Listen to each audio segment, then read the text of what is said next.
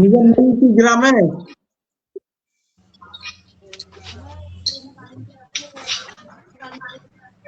আসসালামু আলাইকুম। প্রিয় গ্রামের বাড়িতে শ্রোতাবৃন্দ, আছেন? সকলকে শুভেচ্ছা। আপনারা জানেন 2026 সালের 12ই ফেব্রুয়ারি আমাদের জাতীয় সংসদ নির্বাচন। এই নির্বাচনের দীর্ঘদিন রাস্তাঘাটে মিছিল, দেয়ালে পোস্টার আর নেতাদের মুখে নানান প্রতিশ্রুতির ফুলচুরি আমরা শুনলাম। আজকে মাত্র সেই নির্বাচনের প্রচারণা শেষ হয়েছে, কিন্তু আমাদের দেশের যে অর্থনীতির চাকা যারা সচল রাখে, সেই কোটি কোটি শ্রমিকের জীবন কি এই নির্বাচনের মাধ্যমে বদলাবে? কেউ বলছেন ক্ষমতায় এলে আসলে 5 ঘন্টার কাজ করাবেন, কেউ বলছেন রেশন কার্ড দিবেন, আবার কেউ বলছেন ঘন্টায় ঘন্টায় মজুরি দিবেন। নানান ধরনের প্রতিশ্রুতি আমরা দেখতে পাই। আমি যদি বিভিন্ন দলের ইস্তেহারে শ্রমিকদের পক্ষে কি কি ধরনের ইস্তেহার প্রতিশ্রুতি দেওয়া হয়েছে সেগুলি কিছুমাত্র তুলে ধরার চেষ্টা করি, তারপরে আমি আলোচনায় আসি। ইস্তেহারে বিএনপি বলছেন ফ্যামিলি রেশন কার্ড, 1 কোটি নতুন কর্মসংস্থান এবং শ্রমিকের স্বাস্থ্য কার্ডের কথা বলা হয়েছে। জামাতে ইসলামী বলছেন শ্রমিকদের কর্মঘণ্টা কমিয়ে মানবিক শ্রমঘণ্টার কথা বলা হয়েছে, নারী শ্রমিকের 5 ঘন্টা কাজের কথা বলা হয়েছে, ইসলামী শ্রমনীতি ও ইনসাফ কায়েমের কথা বলা হয়েছে। এনসিপি বলছেন তারা ঘন্টা ভিত্তিক মজুরি 100 টাকা করবেন, মাতৃকালীন ও পিতৃকালীন ছুটির কথা তারা বলছেন, পিরিয়ড লিভ অর্ধ মজুরিতে 1 দিনের কথা বলছেন, পেনশন বীমার কথা বলছেন, রেশন ব্যবস্থা এবং স্মার্ট কার্ডের কথা বলছেন। আমরা যদি বামপন্থী দল যুক্তফ্রন্ট অন্তর্ভুক্ত দলগুলির যদি ইস্তেহার দেখি, সেখানে জাতীয় পে স্কেল 28,000 টাকা মজুরির কথা বলছেন, রেশনিং ব্যবস্থার কথা বলছেন, ট্রেড ইউনিয়ন অধিকারের কথা বলছেন, শ্রম আইন সংস্কার, শ্রমিক আদালত, আবাসন, চিকিৎসা, পেনশন, মাতৃকালীন ভাতা, কৃষি ভাতা ইত্যাদি প্রতিশ্রুতি আমরা এই ইস্তেহারগুলির মধ্যে থেকে দেখতে পাই। আমরা ইতিমধ্যে সেগুলি সকল শ্রমিকরা হয়তোবা নানান মাধ্যমে আমরা জানতে পারছি। আমি আজকের আলোচনায় আমি মমিনুর রহমান মমিন আছি, সেই সাথে আমাদের সাথে যারা আলোচনায় অংশগ্রহণ করবেন, আমার সাথে আছেন রিপন মিয়া, পোশাক শ্রমিক, আছেন মধ্যে যুক্ত হবেন হাজু মিয়া, উনিও পোশাক শ্রমিক, জরিনা আক্তার যিনি তাজমিনের আহত শ্রমিক, যুক্ত হবেন ইয়াসমিন, রানা প্লাজার আহত শ্রমিক, এবং যুক্ত আছেন মিজানুর রহমান, উনিও পোশাক শ্রমিক। আমি শুরুতে মিজান ভাইয়ের কাছে যেতে চাই। মিজান ভাই, আমরা যারা কলকারখানায় কাজ করি, আমাদের আসলে প্রথম যে সংকটগুলি পড়তে হয়, আমাদের মজুরি, আমাদের চিকিৎসা, স্কুলের খরচ, রাস্তাঘাট, নিরাপত্তা, এই যে নানান সংকটগুলি আমাদের প্রতিদিনের সমস্যা, এই সমস্যাগুলি আপনারা যে নির্বাচনের ইস্তেহার দেখলেন, বড় লোকরা যে নানান ধরনের ইস্তেহারে তাদের নানান বুলি দিলেন, সেই বুলিতে আপনি কতটা আশ্বস্ত? আপনি কি বলবেন এগুলি সম্পর্কে? আসসালামু আলাইকুম। আমার কথা কি শুনতে পান? শোনা যায়? হ্যাঁ ভাই, শোনা যায়। আচ্ছা আচ্ছা আচ্ছা। নির্বাচনী ইস্তেহার নেতারা দিয়ে থাকে, এটা আমরা বরাবর শুনে থাকি, বা এটা আমরা শুনে অভ্যস্ত হয়ে গেছি। বাংলাদেশ একসময় মদিনার সনদে চলবে এরকম ইস্তেহারও অনেকেই দিয়েছে। 10 টাকা কেজি চাউল অনেকে খাইয়েছে, আমরা সেটা উপলব্ধি করতে পারতেছি। এবং গার্মেন্টসে চাকরি করে 70-80 টাকা কেজি চাউল কিনে খাইতে হয়। ইশতেহার শুধু কাগজে থাকে, সেটা বাস্তবায়ন হয় না, এটা আমরা সবসময় দেখি। তো আমাদের জন্য যারা ইশতেহার ঘোষণা করে, ইশতেহার ঘোষণা করার পর আমাদেরকে নিয়ে যারা কাজ করবে, ওই ধরনের এই লোকজন আমরা আর তখন খুঁজে পাই না। আমাদের যে দাবিটা পেশ করব, ওই ধরনের নেতা আর তখন আমাদের কিন্তু খুঁজে না। আমাদেরকে তখন খুঁজে যখন রাস্তায় আন্দোলনের প্রয়োজন হয়, যখন আমাদেরকে দিয়ে তাদের স্বার্থ হাসিল করাতে পারবে, ওই টাইমগুলোতে আমাদেরকে শুধু খোঁজা হয়। তাছাড়া গার্মেন্টস শ্রমিক, পোশাক শ্রমিক বলেন, আমাদেরকে কেউ কোনো সেক্টরের মূল্যায়ন করতে চায় না। আর আরেকটা জিনিস, আমরা যেটা দেখে থাকি, আমাদেরকে নিয়ে যারা কাজ করে, আমাদের গার্মেন্টস শিল্পের, পোশাক শিল্পের শ্রমিকদের মাথা বিক্রি করে সংগঠন, নামদারি সংগঠন, শ্রমিক সংগঠন হিসাবে তারা পরিচিতি লাভ করে, আমাদেরকে দিয়ে তারা একটা বিজনেস করে যে আমরা শ্রমিকের পক্ষে, শ্রমিক দরদি হয়ে আছি, তাদেরকে নিয়ে আমরা কাজ, তাদেরকে নিয়ে আমাদের পথ চলা। আমাদের অধিকার নিয়েই তারা কথা বলে, এই ধরনের ভাওতাবাজি করে আমাদের মাধ্যমে আমাদেরকে শু করে তারা তাদের স্বার্থ হাসিল করে। তারা কিন্তু ঠিকই টাকার ভাগ পায় ফ্যাক্টরির মালিকের কাছ থেকে, বিভিন্ন সাইট থেকে তারা টাকা ইনকাম করে। টাকা ইনকাম করে আমাদের শ্রমিকদের কোনো ফায়দা হয় না, শেষ পর্যন্ত আমাদেরকে আরো বিপদের দিকে ফেলে। তারা তারা ঠিকই টাকা ভাগাভাগি করে, সেই টাকা ভাগাভাগি নিয়ে তারা নিজেদের ভিতরে বিতর্ক হয়, মোটামুটি একটা যুদ্ধ শুরু হয়ে যায়। সেই যুদ্ধও কিন্তু আমরা দেখি, শুনতে পাই, কিন্তু দিন শেষে আমাদের ভাগ্যের চাকাটা শূন্যর দিকেই থাকে।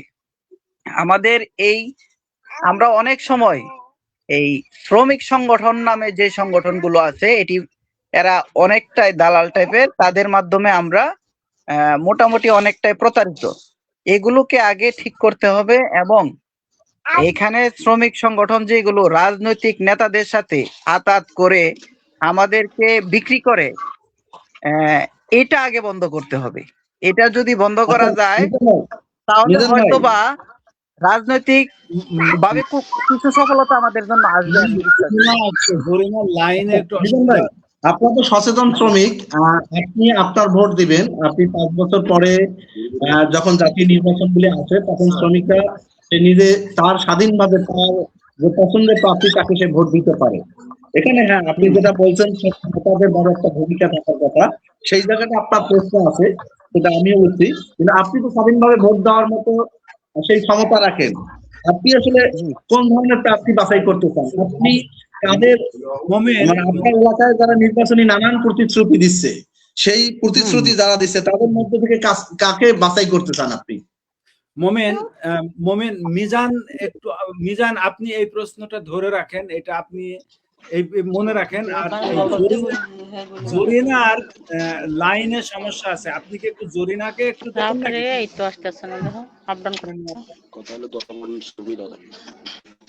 জরিনার লাইন, যেহেতু লাইনটা এখন আসছে, ওর বক্তব্যটা নিয়ে মিজানের কাছে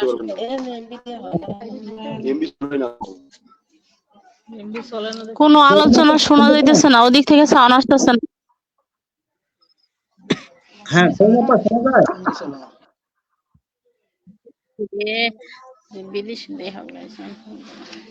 মমিন আবার জিজ্ঞেস করেন জরিনাকে, জরিনা শুনতে পাচ্ছে, দেখেন। হ্যাঁ জরিনা পা, আপনি শুনতে পান? একটু কথা দিয়েন।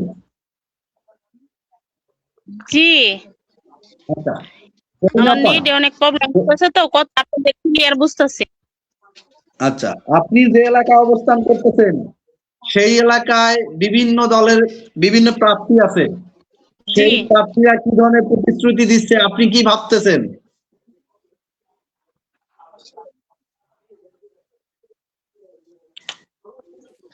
ক্লিয়ার আসতেছে না, নেট কোন জায়গায়?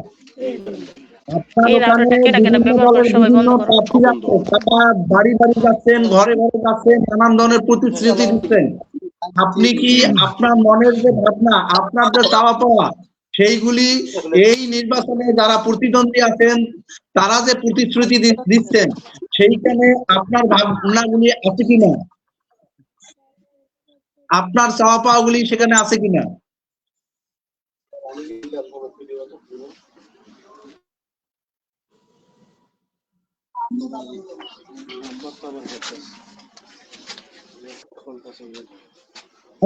সহজ কথা, এই নির্বাচন নিয়ে আপনি কি ভাবছেন? যদি শুনতে না পান, এই নির্বাচন নিয়ে আপনার ভাবনা কি?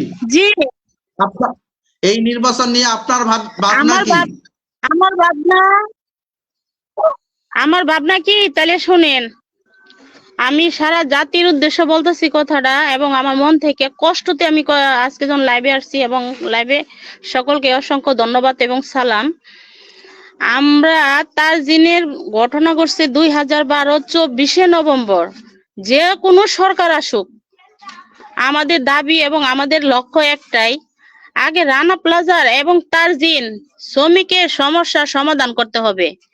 প্লাস বাংলাদেশে যত গার্মেন্টস শ্রমিক আছে ওসব শ্রমিকদের নিরাপত্তা এবং কি পণ্য বাসনের ব্যবস্থা, রেশনিকের কার্ডের ব্যবস্থা করতে হবে। আমরা তো সরকার আসলে জামাত আসুক, তারপরে বিএনপি আসুক, ছাত্র দল আসুক, আমরা কথা বলতেছি বড় বড় যে আপনারা এই ফ্যামিলি কার্ড পাইবেন, এই করে দেবো, গাড়ি করে দেবো, বাড়ি করে দেবো, মুখ দিয়ে অনেক কিছুই বলতে পারে, কিন্তু আমরা চাই বাস্তবতা। আমরা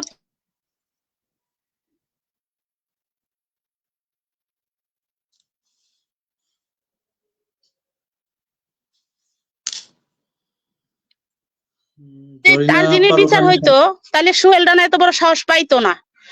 তাহলে তার জিনিস হইতো, তাহলে সোহেল রানাও আজকে ওই শাস্তি দেখে ভয় পাইতো যে শ্রমিক হত্যা করলে আমারও একই শাস্তি হইব।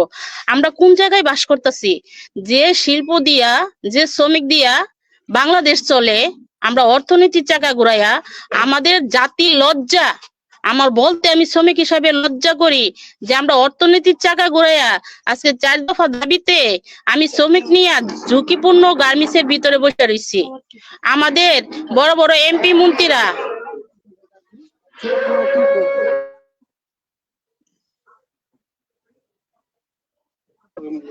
যে বড় বড় এমপি মন্ত্রীরা অনেকেই আছে এই জায়গা যে প্রার্থী গুলা দাঁড়াইছে এমপি পদে, মন্ত্রী পদে, কোন প্রার্থী এসে আমাদের সাথে দেখা করে নাই।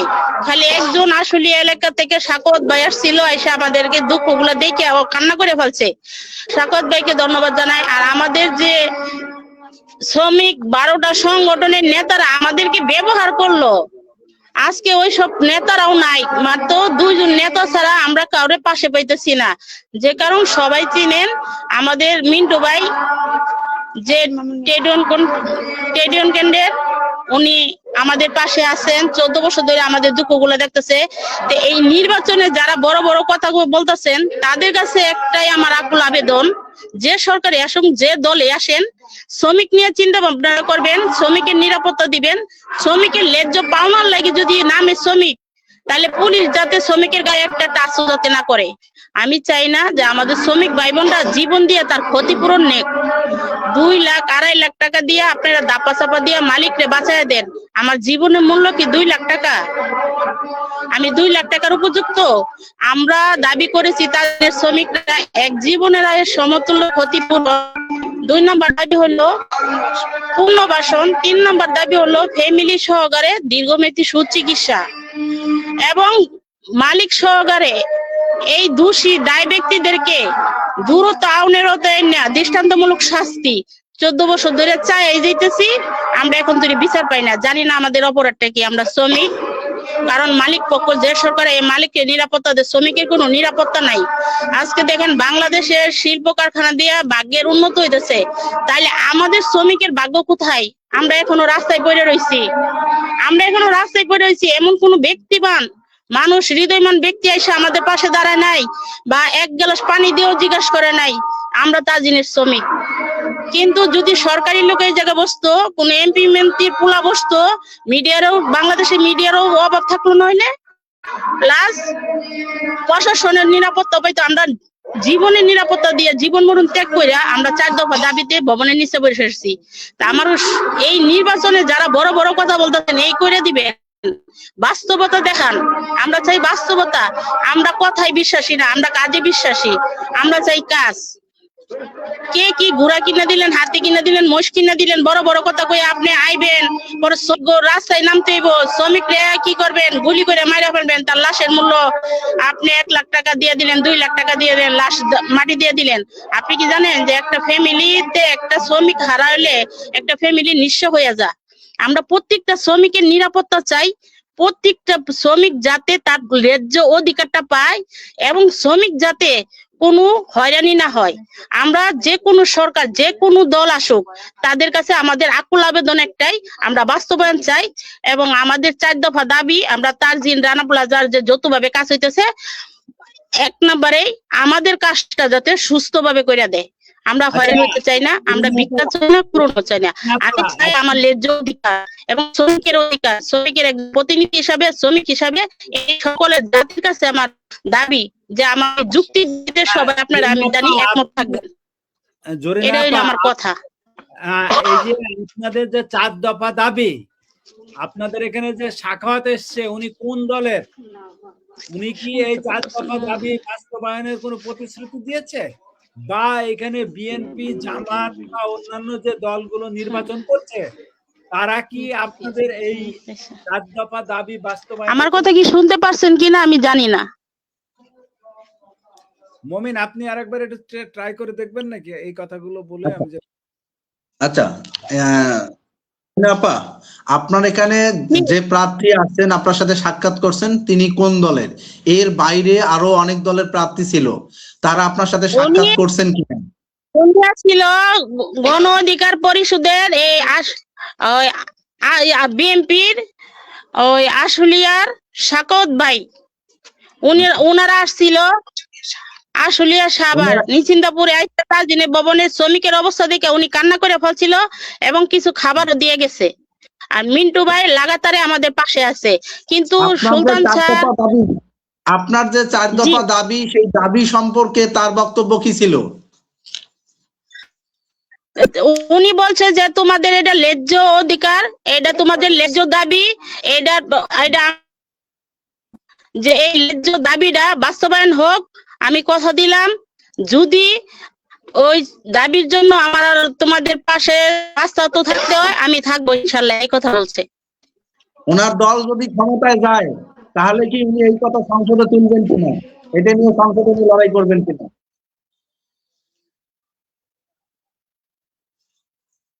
আর আমাদের যে বদ্ধ লোক, এরা সবাই চিনেন, শ্রম উপদেষ্টা সুলতান স্যার, উনিও বিষয়টা বিনছেন, উনিও কিন্তু আমাদের বিষয়টা জানেন। উনার কাছে উনিও আমাদের একটা কমিটি গঠন হয়েছিল সরকার পতন হওয়ার পরে, রানা প্লাজার তাজদিন ফ্যাশন নিয়ে, যে যৌথভাবে আসিফ মাহমুদ সজীব ভুইয়া ওই স্বৈরাচারী সরকারের আমলে যখন পতন হয়ে গেল আগস্টের পর দিয়ে আমাদেরকে নিয়ে উদ্বোধন করে সচিবালয়। কিন্তু উনি কথা দিছিল যে আমি গরিবরে বড়লোক করতে আসছি, কিন্তু ধনীরে বড়লোক করতে আসি নাই। কিন্তু আমরা কথা বলছে এক, আমরা কাজে পাইছি এক। আমরা কথা বিশ্বাসী না, কাজে বিশ্বাসী। আবারও বলতেছি, আমরা বাস্তবে পাই নাই। আমরা আবারও 1 বছর পর এই তাজদিন ভবনে, আজকে 3 মাস হয় আমি 80 থেকে 90 জন শ্রমিক নিয়ে এই ভবনের নিচে আছি। আমার কোনো আইনের ওর নিরাপত্তা পাইতেছি না। তারপরে এই জায়গায় কারেন্টের লাইন এবং শ্রমিকের খাবার দাবার অনেক কষ্ট করিয়া আমরা পানি, আমরা অনেক কোনো কিছু আমাদের ব্যবস্থা নাই। আপনার কাছে আমি আবারও আসবো, আর একটা প্রশ্ন নিয়ে। এখন আমি যেতে চাই রিপন ভাইয়ের কাছে। কথায় নাই যে জরিনা আপা বললেন, কথায় বিশ্বাসী না হয়ে কাজে বিশ্বাসী হতে চাই। জরিনা আপা অনেকগুলি কথা বলছেন। আসলে আমাদের দেশের যে বাস্তবতা, বড় লোকরা আমাদের শ্রমিকদের, এর আগে আমাদের মিজান ভাই বলছেন, আমাদের মাথা বিক্রি করে আমাদের নিয়ে সবাই নানান ধরনের প্রতিশ্রুতি দেয়, কিন্তু কাজের কাজ কিছুই করে না। এটা জ্বলন্ত উদাহরণ আমাদের জরিনা পাড়া এখানে দীর্ঘদিন যাবত ওখানে অনশন করতেছেন, অথচ এত প্রার্থী, তার মধ্যে আমরা শুধুমাত্র একজন প্রার্থীর নাম শুনতে পেলাম, সেখানে গেছে। অন্য প্রার্থী যাওয়ার সময় হয় নাই। তো এখন যদি সময় না হয়, নির্বাচনের পরে আরো সময় হবে কিনা, এটা প্রশ্ন রেখে গেলাম। রিপন ভাই, আপনার কাছে আমার প্রশ্ন, এই যে আপনি সম্ভবত এখন এলাকায় আছেন, আপনার এলাকায় কি ধরনের প্রতিশ্রুতি শুনতেছেন? আমি আমার এই প্রোগ্রাম শুরুতে কেন্দ্রীয়ভাবে যে প্রতিশ্রুতিগুলি দেওয়া হয়েছে সেগুলি আমি অংশ বিশেষ তুলে ধরেছি। আপনি সেগুলিকে কতটুকু আস্থায় নিচ্ছেন এবং আপনার এলাকায় কি দেখতে পাচ্ছেন? আসসালামু আলাইকুম রহমতুল্লাহ। আচ্ছা, আমার এলাকা বলতে আমি যেহেতু একজন শ্রমিক, আমি সবসময় শ্রমিকের মাঝেই থাকি, ঠিক আছে? সেই পরিস্থিতিটা বলি, কারণ আমার আঞ্চলিক এলাকা যেটা, যে এলাকা আমি ভোটার, সেই এলাকার চিত্র আলাদা। আর আমি গার্মেন্টস শ্রমিক হিসাবে, যেহেতু গার্মেন্টস শ্রমিকের মনোভাব নিয়ে এখানে আলোচনা করতে আসছি, যেখানে কাজ করি সেই সমস্ত লোকের, সেই সমস্ত শ্রমিক ভাই বোনদের যে অভিমত, সেইগুলো আমি তুলে ধরতে পারি, তাই তো নাকি? ঠিক আছে ভাই। হ্যাঁ, মেন কথা হলো, আমরা তো অনেক দিন যাবত এই দেশে বাস করি, শ্রমিক হিসাবে কাজ করি, অনেক সরকারের আশা ভরসা দিয়ে থাকেন, আমরা শুনে আসতেছি। কিন্তু এখন এই যুগে এসে কিন্তু আমরা শ্রমিকরা এখন ওই মুখের কথায় কিন্তু আসলে হয়তোবা মুখের সামনে বলি, কিন্তু আসলেও বাস্তব চিত্রটা ভিন্ন। যে শ্রমিক নেতাদেরকে, শ্রমিকদেরকে নিয়ে যারা কাজ করতে চায়, সরকার প্রধান হোক অথবা যারা ভোটে দাঁড়াইছে, তারা মুখ দিয়ে বলে আমরা এটা করবো, এটা করবো, কিন্তু কিভাবে যে কাজ করতে হবে এইটা তারা জানে না। একদল বললো কি তারা হলো যে নারীদেরকে ডিউটি কমাই দিবে, ঠিক আছে, হয়তো তাদের চাওয়া, তাদের কিন্তু মুখ দিয়ে চাইছে, কিন্তু এটা যে বাস্তবায়ন করতে পারবে কিনা, আসলে ফ্যাক্টরি বসে যাবে কিনা, এখানে সমস্যা আছে কিনা, হ্যাঁ, হয়তো তাদের অভিজ্ঞতা নাই, কিন্তু তাদের আশা ভরসা এটা উল্লেখ করছে। এটা আমরা হবে কি হবে না এটা পরের কথা, কিন্তু আর একটা দল আছে তারা অনেক কিছু করে ফেলতেছে, অনেক কিছু করে ফেলবে, সারা দেশ নিয়ে তাদের চিন্তা ভাবনা, সেই চিন্তা ভাবনা তাদের প্ল্যান যখন সামনে আনতেছে, তারা যখন বলতেছে যে এক জায়গায় যশোরে চিনিকল বন্ধ হয়ে গেছে সেটা চালু করবে, তখন আমরা গার্মেন্টস শ্রমিকরা কিন্তু বুঝে ফেলি যে এদের মাথায় কোনো গিলুই নাই, মুখ দিয়ে বলতে হয় তাই বলছে। আবার কোন এলাকায় চাষ হয় ভুট্টা, সেই এলাকায় সে সোয়াবিনের মিল তৈরি করবে, এরকম যখন বলতেছে, তাদের মানে তাদের মুখের কথা একটা, কিন্তু বাস্তবায়নের কোনো অভিজ্ঞতা তাদের নাই, তারা বাস্তবায়ন করতে পারবে না, এটা আমরা বুঝতে পারতেছি, ঠিক আছে। আর ভিতরে এর আগেও যারা পুরাতন গার্মেন্টস শ্রমিক তারা অলরেডি এর ভিতরে দুইটা দল, ঠিক আছে, অনেকে প্রতিশ্রুতি যতই দিক, এর ভিতরে কিন্তু বিশেষ করে দুটা দলকে নিয়ে সবাই জানে যে এই দুই দলের ভিতরে যে কোনো একটা দল ক্ষমতায় আসার সম্ভাবনা আছে। ছোট ছোট অনেক দল আছে, তারা অনেক আশা ভরসা দিচ্ছে, কিন্তু হয়তোবা তারা ক্ষমতায় আসতে পারবে না, এটা সবাই জানে, কিন্তু তাদের অনেক স্বপ্ন আছে আমাদের শ্রমিকদেরকে নিয়ে, কিন্তু তারা আসতে পারবে না এটাও জানে। কিন্তু এই দুই দলের ভিতরে যেটা দেখা যাচ্ছে যে এরা মুখে বলতেছে একরকম, কিন্তু বাস্তবায়ন করার মতো তাদের মাথায় প্ল্যান নাই, ঠিক আছে। এটা আবার আমরা সাধারণ মানুষ বুঝে বুঝতেছি, এবং শ্রমিকরা এটা বুঝতেছে যে এই দুই দলের এক দল তারা দেশ চালাইছে। সে সময় আমরা শ্রমিকরা যখন গার্মেন্টস ছুটির পরে বাসায় যেতাম, আমরা যদি একসাথে একই জায়গায় কাজ করি, একজন নারী একজন পুরুষ বাসায় এক জায়গায়, যখন আমরা একসাথে চলছি একজন আগে নিজের পাশাপাশি, তখন এই দুই গার্মেন্টস শ্রমিকদেরকে নিয়ে যায় এলাকার চাঁদাবাজ মাস্তান, তারা ধরে নিয়ে যায়, ফিটিং দিত, ফিটিং মানে বাংলা ভাষায় বলি, নিয়ে যায়, ওরা কাজ করে এক জায়গায়, দুইজনের দুইটা টিফিন বাটিও আছে, পুরুষ মহিলা, এদেরকে কোনায় নিয়ে যায়, মায়ের পিঠ দিয়ে এদের কাছ থেকে টাকা আদায় করতো, ঠিক আছে। সেই দলই আবার এই বিএনপির কথাই বলি, ঠিক আছে, বিএনপির আমলে এরকম হয়েছিল, এবং বেতন নিয়ে হাতে করে টাকা নিয়ে বাসা পর্যন্ত পৌঁছাইতে পারেন নাই। এরকম এই দলের যখন শাসন আমল ছিল, তখন এই দলের শাসনে থাকা অবস্থায় তাদের এই গার্মেন্টস শ্রমিকদের উপরে এরকম শোষণ তারা করত। তারপরেও স্বৈরাচার শাসক হাসিনা যখন আসছে, এই গার্মেন্টস শ্রমিকদের উপরে এরকম ছিল না। রিপন, আপনি ঠিক আছে রিপন, আপনাকে আমি একটা কথা জিজ্ঞেস করি, সেটা হচ্ছে যে 2024 সালে আপনাদের যে মজুরি আন্দোলন হলো, 2024 সালে একটা মজুরি আন্দোলন হলো, 2024 সালের আগে একটা মজুরি আন্দোলন হয়েছে, তারও আগে একটা মজুরি আন্দোলন হয়েছে, এবং শ্রমিকরা প্রত্যেকবার যখন মজুরি আন্দোলন করতে এসছে তখন তারা 20 টাকার আলু 80 টাকায় কিনে খাইছে, এবং জিনিসপত্রের দাম মনে করেন যে হু হু করে বেড়ে গেছে, কিন্তু মজুরি বৃদ্ধির কথা কিন্তু কেউ বলে নাই। আপনি আমাকে বলেন যে জামাত ইসলাম বা বিএনপি, এই দুইটা দল, যে দুইটা দল বলছেন আপনি ক্ষমতায় আসবে, তারা কি 2010 সালের পর থেকে কোনো মজুরি আন্দোলনে আপনাদের সামনে এসে নেতৃত্ব দিছে, বলছে যে শ্রমিকদের মজুরি বৃদ্ধি করতে হবে? না না না না, এটা তো বলেই নাই, বরঞ্চ 2023 সালে যে মজুরি আন্দোলনের যে কেলেঙ্কারিটা হলো, শ্রমিক নেতারা যে দুর্নীতিটা করলো, আমি নিজে 5 আগস্টের পরে আমার পরিচিত হাই লেভেল যে আমাদের গার্মেন্টস সেক্টরে যদি পরিবর্তন আনতে হয়, তাহলে যারা আমাদের শ্রমিক নেতৃত্ব দেয়, এই নেতৃত্বের ভিতরে দুর্নীতিবাজ আছে, তাদের ব্যাপারে আমরা শ্রমিকরা অনেক জায়গায় ইমেল করছি, এবং আমরা সচেতন। সেই ফর্মগুলা যে জায়গায় আমি ইমেল করছি, স্বয়ং সেই ফর্মগুলো আমি তার কাছে দিছি। আমার এলাকার যে ক্যান্ডিডেট, আমার তো সব জায়গায় যাওয়ার কেন্দ্রীয় নেতাদের কাছে যাওয়ার সমর্থন নাই, কিন্তু আমি আমার এলাকার যে ক্যান্ডিডেট তার কাছে আমি এগুলা সাবমিট করছি যে এই নেতারা আমাদের শ্রমিকদেরকে নিয়ে ব্যবসা করে যাচ্ছে, যদি আপনারা কোনোদিন ক্ষমতায় আসেন, যদি শ্রমিকদেরকে নিয়ে কাজ করতে হয়, তাহলে শ্রমিকদের সাপোর্ট পাবেন। এই নেতাদেরকে যদি আপনারা বয়কট করেন যে কোনো কলে কৌশলে, তাহলে আমরা শ্রমিকরা বুঝে নেব যে আপনারা কিছু করতে চান, কারণ কিছু করতে গেলে এই নেতাদেরকে দিয়ে আপনারা করান।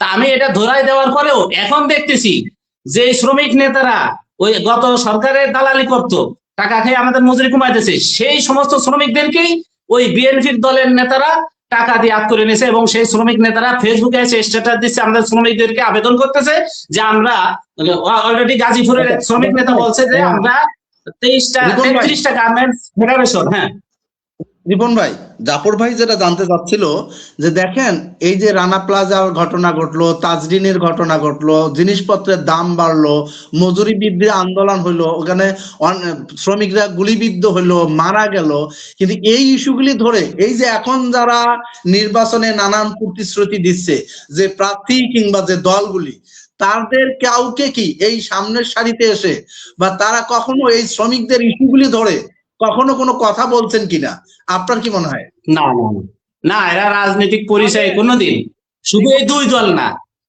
কোন দলই আমাদের শ্রমিকদের পাশে আসে নাই। আচ্ছা তাহলে রিপন, জামাত ইসলামের এই কথাটাই বা বিশ্বাস করব কিভাবে? জামাত ইসলাম যে কথাটা বলতেছে এই কথাটা যে আগডুম বাগডুম ঘোড়াডুম সাজে টাইপের কথা না, সেটাই বা আমরা কিভাবে বলবো? কারণ আমরা তো দেখি না। এটা বিশ্বাস করে না। না আমি তো এটাই বলতেছি যে তারা যেভাবে বলতেছে এটাও বিশ্বাস করে না, কিন্তু নির্বাচনটাকে দেখে এইভাবে গ্রাম্য পর্যায়ে তারা দেখে। কারণ আমারও গ্রাম আছে, আমার এলাকায় আমারও একটা প্রভাব আছে আমার এলাকার সমাজের, আমার পরিবারের, সেই হিসাবে গার্মেন্টস শ্রমিকরা কাকে ভোট দেবে সেটা নির্বাচিত করতেছে মনে মনে, কিন্তু তারা এসে যে শ্রমিকদেরকে কিছু করে দেবে এটা বিশ্বাস করে না। আমি করি না, আমার ফ্যাক্টরি যত লোকের সাথে কথা হয়েছে এগুলা মানেই না, এগুলা কইতেছে আর এগুলা বোঝেও না যে কিভাবে কি হইতেছে। কিন্তু ওরা সেই গার্মেন্টস শ্রমিকরা, এদের একটা জগৎ গার্মেন্টস এর ভিতরে আর একটা জগৎ হলো গার্মেন্টস এর বাইরে, এরা ওই বাহিরের বিষয়টা নিয়ে মাথায় ঢুকাইছে যে আমার এলাকায় অমুকে দাঁড়াইছে, আমার চাচারা করে এই দল, আমার ভাই করে এই দল। সে আচ্ছা, আমি জরিনা আপার কাছে এই প্রশ্নটা দিতে চাই। জরিনা আপা, আপনারা যে আলোচনাটা রিপন ভাই করতেছিল, জরিনা আপা। মমিন, হ্যাঁ, সাজুর ইন্টারনেটে খুব অসুবিধা হচ্ছে, সাজুর কাছ থেকে একবার কি এক রাউন্ড শুনে নেবেন? আচ্ছা, হ্যাঁ শোনা যায়। সাজু ভাই, আপনি ইতিমধ্যে আলোচনা, জরিনা আপার আলোচনা শুনছেন, মিজান ভাইয়ের কথা শুনছেন এবং রিপন ভাইয়ের কথা শুনছেন। আপনার কাছেও যদি আমি আসি, এই যে বিভিন্ন দলের, আমি একটা সুনির্দিষ্ট প্রশ্ন আপনাকে ছেড়ে দেই, দুইটা প্রশ্ন। একটা হচ্ছে জামাত এবং এনসিপির ইস্তেহারে যেটা বলা আছে, তারা যৌথভাবে 5 ঘন্টা কাজের কথা বলছেন, দক্ষতা বৃদ্ধির কথা বলছেন, বৈষম্য কমাবেন এই কথা বলছেন, কিন্তু বাস্তবতা আপনারা যারা কলে কারখানায় কাজ করেন সেইখানে 5 ঘন্টায় কাজ করে আদৌ আসলে আমাদের এই কারখানার মালিকরা আমাদের চলার মতো যে মজুরি, আমাদের যে ন্যায্য মজুরি দরকার, যেটা আমি সুন্দরভাবে একটা জীবন যাপন করতে পারি, সেই মজুরি পাওয়া সম্ভব নাকি এটা কথার কথা? এই কথায় আপনি কতটুকু আস্থা রাখেন? দ্বিতীয় নাম্বার আরেকটা প্রশ্ন আপনাকে ছেড়ে দেই, এটা হলো বিএনপি বা তার জোটের যে বক্তব্য, তারা কি বলতেছেন, তাদের মূল ফোকাস আছে ফ্যামিলি রেশন কার্ড। তারা বলছে জিনিসপত্রের দাম কমানোর আগ পর্যন্ত শ্রমিকদের বেঁচে থাকার জন্য ভর্তুকি মূল্যে খাবার দিবেন, রেশন কার্ড তারা দেওয়ার কথা বলতেছেন।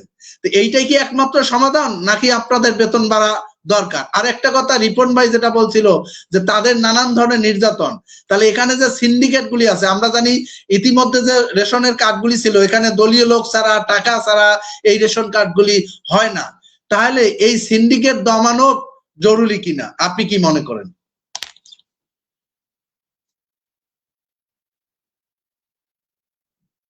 সবুজ ভাই, আবার সাজু ভাইয়ের লাইনটা বিচ্ছিন্ন হয়ে গেছে।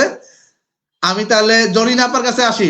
জরিনা আপা, নারী শ্রমিকদের জন্য 5 ঘন্টা কাজ জামাতে ইসলামীর প্রতিশ্রুতি, আপনি কি মনে করেন বাংলাদেশের বর্তমান প্রেক্ষাপট? মিউট করা আছে, আনমিউট করতে হবে। জরিনা আপা, আনমিউট করতে হবে,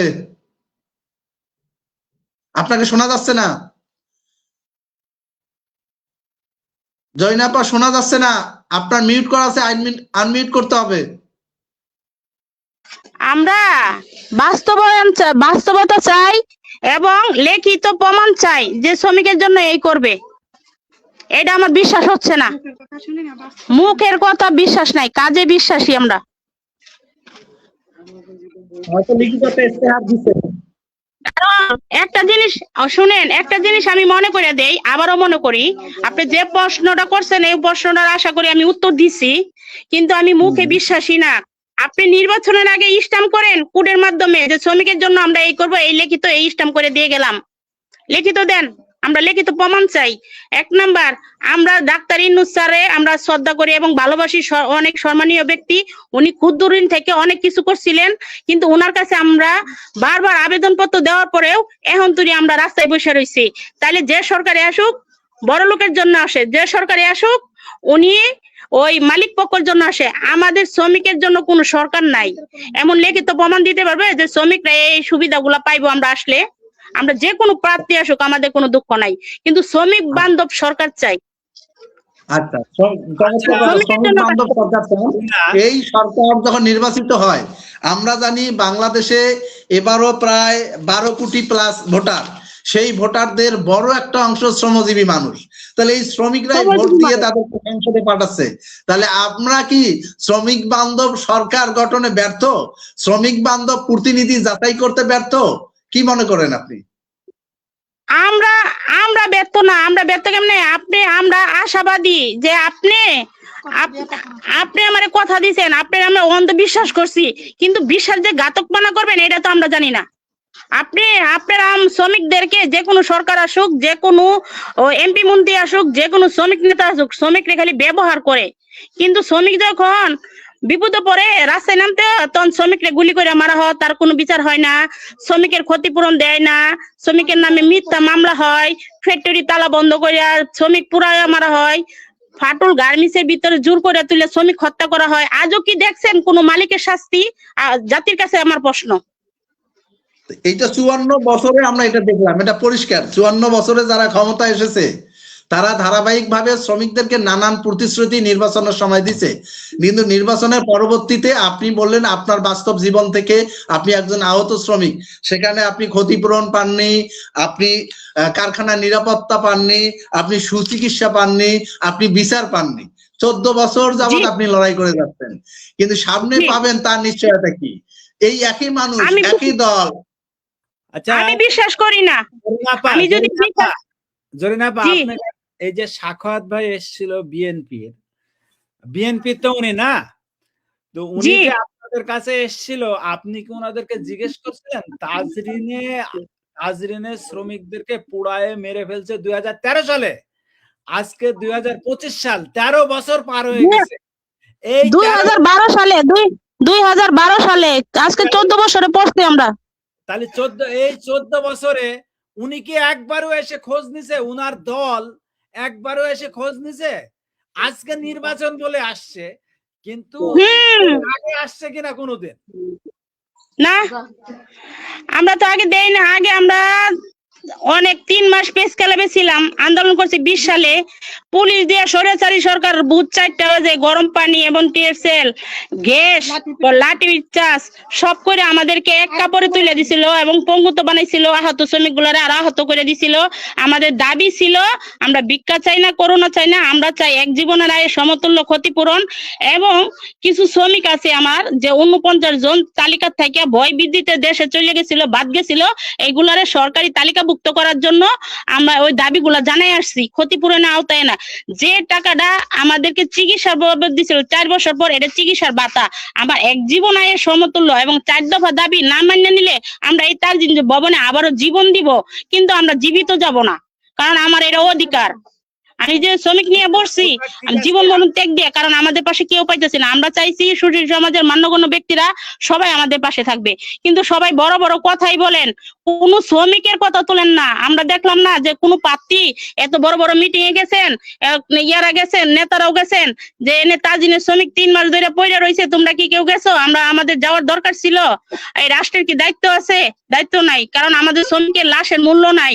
আমরা অর্থনীতির চাকা ঘুরাইতে পারি, কিন্তু আমাদের পরিচয় একটা, আমরা শ্রমিক, আমরা গরিব, আমাদের ভাগ্য খারাপ, যার কারণে আমরা বিচার পাই না। আমি আমার ন্যায্য পাওনা থেকে বঞ্চিত হই।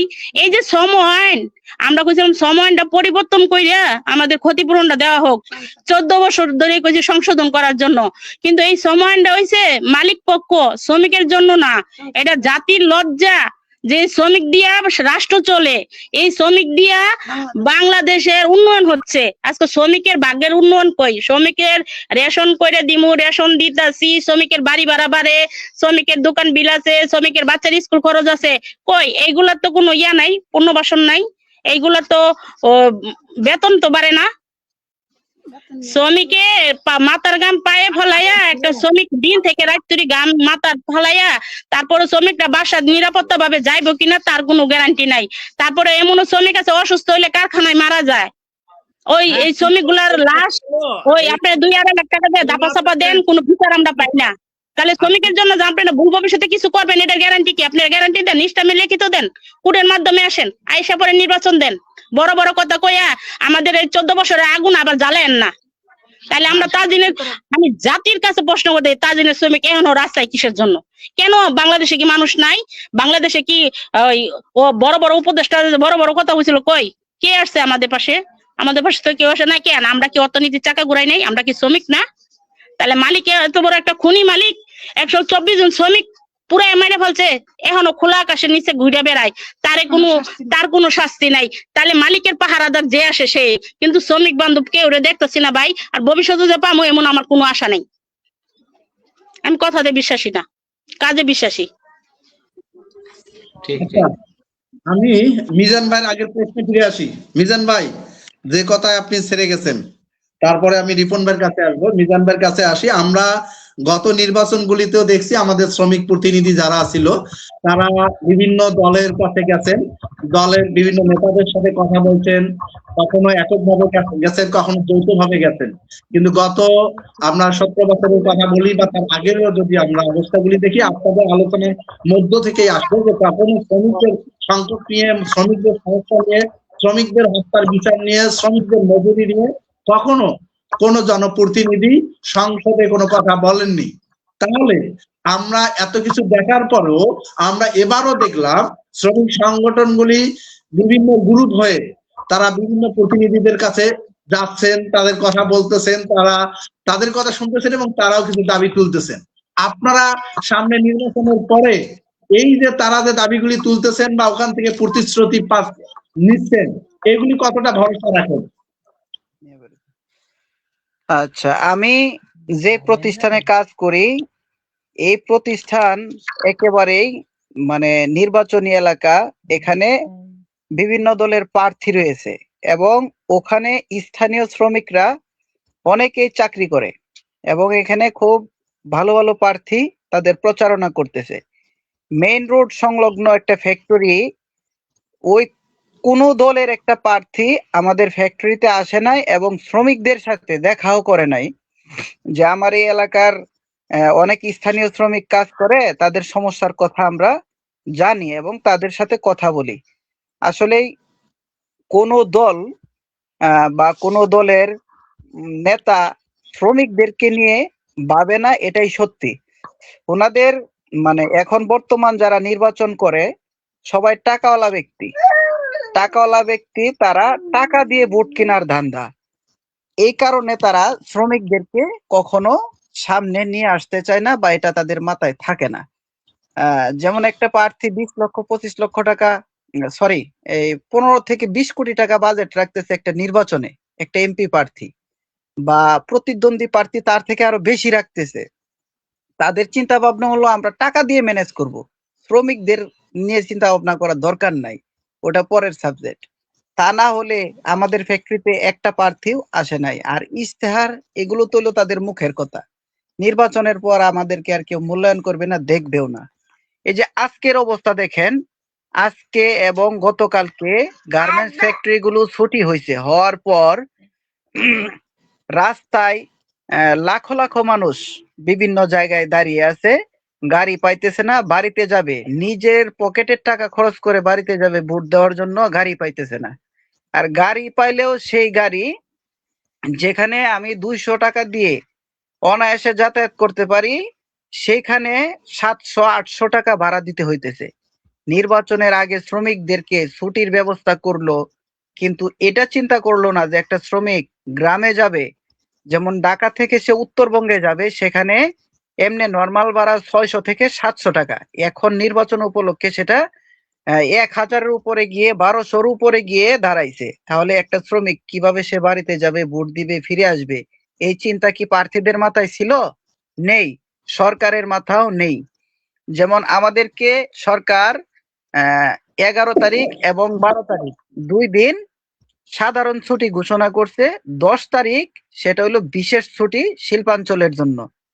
সেই বিশেষ ছুটিটাও আবার গার্মেন্টস মালিক পক্ষ, তারা বিজিএম এটা একটা কৌশল করে সেটাকে সমন্বয় করার চেষ্টা করছে এবং কি সেটা করেও ফেলছে। আমি যে ফ্যাক্টরিতে চাকরি করি সেই ফ্যাক্টরিতে গতকালকে মাইকে ঘোষণা দিল 5টার আগে দিয়ে যে আপনাদের কে সরকার সাধারণ ছুটি দিয়েছে 2 দিন, 11 তারিখ 12 তারিখ, আর 10 তারিখ যে বিশেষ ছুটিটা সেটা আমরা একটা জেনারেল ডিউটি করে সেটা সমন্বয় করব, সেটা করা হবে। তাহলে আমাদেরকে কিন্তু সরকার মুখে ছুটি দিছে, কিন্তু এটা কতটুকু প্রয়োগ হবে বা আমরা এটার ভুক্তভোগী হতে পারবো কিনা সেটা কিন্তু সিউরিটি সরকার দেয় নাই। এটা কিন্তু কোনো দলীয় সরকার না, সে নিরপেক্ষ সরকার, তার কিন্তু ওইভাবে সেটা কনফার্ম করা দরকার ছিল। এবং আমরা যে শ্রমিকরা বাড়িতে আসব, যাতায়াত করব, আমাদের এই পরিবহন শ্রমিকরা যে সিন্ডিকেট করবে, এই বিষয়টাও কিন্তু উল্লেখ করার প্রয়োজন ছিল। যেমন আমরা ঈদের ছুটিগুলো, এই যে আসতেছে ঈদ, আমরা কিন্তু অলরেডি ফ্যাক্টরিতে 5টা ঈদের জেনারেল ডিউটি করে ফেলছি। সরকার তাদের সরকারি চাকরিজীবীর জন্য ঈদের ছুটি বরাদ্দ করবে 10 দিন, কিন্তু আমাদেরকে গার্মেন্টস ফ্যাক্টরি মালিক আমাদের ছুটি বরাদ্দ দিবে মাত্র 3 দিন, আর বাকিগুলো সেটা জেনারেল ডিউটি করে সমন্বয় করাবে। আমার একটা প্রশ্ন হলো যে সরকার যেখানে ঘোষণা করে ঈদের ছুটি 10 দিন, সেখানে সারা বাংলাদেশে সরকারি কর্মচারী সেটা উপভোগ করতে পারে। সরকারি কর্মচারী কি বাংলাদেশে গার্মেন্টস শ্রমিকের চেয়ে সংখ্যায় বেশি না কম? আর তাদের এত সুবিধা, আর গার্মেন্টস শ্রমিকদের জন্য তারা এই বিষয়টা কেন উল্লেখ করে না? যেই ছুটিটা শ্রম আইনের ভিতরে যারা আছে সকলের জন্য প্রযোজ্য, এইভাবে কেন উল্লেখ করে না? বা গার্মেন্টস শিল্প এটা উল্লেখ কেন করে না? আমরা কেন এই ছুটিগুলো পাই না? আমাদের এত জেনারেল কেন করতে হবে? জেনারেল ডিউটি করে কেন আসতে হবে? হ্যাঁ, আপনাদের এই প্রশ্নগুলি এখন যারা প্রার্থী তাদের প্রতি থাকবে, তারা এই প্রশ্নগুলি মাথায় রেখে সামনে সংসদে যাবেন। রিপন ভাই, আপনার কাছে প্রশ্ন, এই যে এতক্ষণ যে আলোচনা শুনলাম, নানান প্রার্থী নানান দলের প্রতিশ্রুতি এবং তারা যে প্রতিশ্রুতিগুলি ইতিমধ্যে দিছে, এবারও যেগুলি দিছে, সেগুলি আপনারা অনেকেই অনাস্থা জ্ঞাপন করতেছেন, কেউ লিখিত চাচ্ছেন। কিন্তু আমরা তো জানি যে দীর্ঘ বছর এই ধরনের কথাবার্তা নির্বাচন আসলে শ্রমিকদের নাম নিয়ে, সবাই শ্রমিকদের নাম নিয়েই নানান ধরনের প্রতিশ্রুতি দেন, কিন্তু করার ক্ষেত্রে, কাজ করার ক্ষেত্রে সব দিক দিয়ে সুবিধা পায় বড় লোকরা। তাহলে এই বড় লোকরা প্রার্থী, বড় লোকরা নির্বাচন করেন, বড় লোকদের কোটি কোটি টাকা আছে, তারা বড় লোক পাড়ায় থাকেন, তারা গুলশানে থাকেন, বনানীতে থাকেন, ধানমন্ডিতে থাকেন, অথবা বিদেশে তার পরিবার পরিজনরা তারা বিদেশে থাকে। তাহলে এই বড় লোকরা নির্বাচন আসলে গরিব গরিব, শ্রমিক শ্রমিক নানান কথায় মুখ ভরপুর করেন। নির্বাচনের পর গরিব মেহনতি মানুষ, শ্রমিক, তাদের কথা মনে থাকে না। এইটা আপনাদের কথার মধ্য দিয়ে আসলো। তারপরও আমরা তো বারবার তাদেরকেই ভোট দিচ্ছি। আমরা কি কখনো পরিবর্তনের চিন্তা করি কিনা? আমরা কি কখনো ভাবি কিনা যে আমরা শ্রমিকদের মধ্য থেকে প্রধানমন্ত্রী হব, আমরা শ্রমিকদের মধ্য থেকে এমপি বানাবো, আমরা শ্রমিকদের মধ্য থেকে মন্ত্রী বানাবো, আমরা শ্রমিকরা সংখ্যাগরিষ্ঠ, আমাদের ভোটেই সংসদ সদস্য নির্বাচিত হয়। তাহলে কেন আমরা এই প্রধানমন্ত্রী, মন্ত্রী, এমপি এই স্বপ্ন দেখতে পাই না? বাধাগুলি কোথায়? রিপন ভাই। আগে বিজান ভাইয়ের কথার সাথে আমি একটা কথা বলে নিই যে সরকার, এই যারা বিভিন্ন কথা বলতেছেন যে নেতারা, যে দলের নেতারা, তারা যদি এটা করতো, দেখেন যখন 5 আগস্টের পরে পূজা শুরু হয়েছিল হিন্দুদের পূজা মণ্ডপ কিন্তু দুদলই পাহারা শুরু করে দিয়েছিল ভোটের জন্য। কিন্তু এই গার্মেন্টস শ্রমিকদেরকে ভোট নেওয়ার জন্য কত স্বপ্ন দেখাচ্ছে, কিন্তু এই কাজটা করে না। এই যে নির্বাচনের জন্য বাড়ি আসার জন্য যে ভোগান্তিটা হয়, তারা যদি শ্রমিকের কথা ভাবতো, তারা টিম আকারে বিভিন্ন কাউন্টারে দাঁড়ায় থাকতো, 10 জন করে পারতো ভোটের কাউন্টারের জন্য, ভোট কাউন্টারের জন্য পারতো। এটা একটা কৌশল, কিন্তু তারা এটাও মনে করে নাই। তারা যদি এই 2 দলের নেতা কর্মী যদি লাগাই দিত প্রত্যেক কাউন্টারে, যে কেউ বেশি ভাড়া নিতে পারবে না, আমরা পাহাড়ে দাঁড়াইলাম, তাইলে কিন্তু আমরা আস্থা পাইতাম, হয়তো বা আমার চেয়েও আরো যারা আছে তারাও আস্থা পেয়ে ভোটটা তাদের দিত, যে না এরা প্র্যাকটিক্যালি আমাদের কাজ করবে, কিন্তু তাও করে নাই। তার মানে ওদের হলো মুখের কথা এক, মাথায় কিছু নাই। এটা হলো আরেকটা বিষয়, এটা করলেও করতে পারতো। আর একটা কথা যে আমরা কারণ হচ্ছে ওই গাড়ির মালিক তো তারাই, ব্যবসা তো এই তাদের। তো এটা আমরা বুঝি, হ্যাঁ এটা ইনশাল্লাহ আমরা বুঝি। আর এরা এমন দেখেন, এই এই শ্রমিক সংগঠন গুলা, এই নেতারা কিনে নেয়, শ্রমিক সংগঠন গুলা ব্যবহার করে আমাদের মাথা বিক্রি করে খায়। কিন্তু আমরা ব্যর্থ, আমরা শ্রমিকরা ব্যর্থ। আমরা শ্রমিকের ভিতর থেকে যদি কোনো নেতৃত্বে আসতে পারতাম, ঠিক আছে, তাহলে ধাপে ধাপে যদি আজকে যদি কোনো শ্রমিক নেতা যার বিশ্বাসযোগ্যতা আছে, যে শ্রমিক নেতার পিছনে আমাদের মতো লোক আস্থা পায়, সেই রকম লোক যদি এসে বলতো যে আমরা শ্রমিকদেরকে নিয়ে একটা দল গঠন করলাম, তাহলে আমরা আস্থা পেতাম। কিন্তু ইতিপূর্বে যত শ্রমিক নেতা দেখছি ভালো ভালো কথা হয়, তারাও ওই বিশেষ বিশেষ 2-3 দলের পকেটের মানে কিনে রাখা গুলাম। এটা প্রমাণ পাইছি আমরা, সকল শ্রমিক জানে। এই জন্য এদেরকে ব্যবহার করে যদি শ্রমিকদের কাছে পাঠায় কোন দলীয় নেতারা, আমরা বিশ্বাস করি না। যদি কোনোদিন আমাদের মতো শ্রমিকের ভিতর থেকে কোনো একজন নেতা উঠে আসতে পারে, তাহলে হয়তো বা আস্থা রাখা যেতে পারে, ঠিক আছে।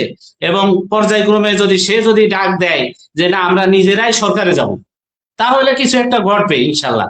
তার আগে এই যে মৌসুম আসে, নির্বাচনের মৌসুম, বিভিন্ন স্বপ্ন দেখায়, এগুলা ভাওতাবাজি, এগুলা আন্দাজেই বলে ভোট নেওয়ার জন্য। এটাই আমরা বিশ্বাস করি শ্রমিকরা। আচ্ছা, আমি যদি জরিনা আপার কাছে আবারও আসি। জরিনা আপা, এবারে ভোটারদের বড় অংশটা আছে নারী, এবং এই নারী শ্রমিকদের মধ্যে মানে শ্রমিকদের মধ্যে নারী শ্রমিকের সংখ্যা অনেক বেশি। এই নারী শ্রমিকদের নিয়ে এবার নানান ধরনের কথা, আলোচনা, সমালোচনা, নানান কিছু আমরা শুনতে পারলাম বিভিন্ন দল থেকে।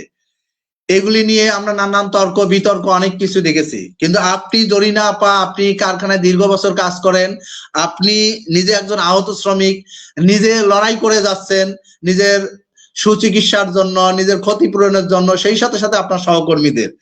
এর বাইরে যত কারখানায় নারী শ্রমিক কাজ করে, সেই নারী শ্রমিকদের জন্য বর্তমান যে প্রার্থী যারা আছে বা যারা জনপ্রতিনিধি আছে, তাদের কাছে আসলে প্রত্যাশা কি আপনার নারী শ্রমিকদের জন্য, বিশেষ করে নারী শ্রমিকদের জন্য?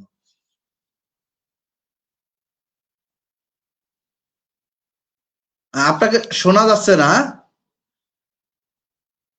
আনমিউট করতে হবে।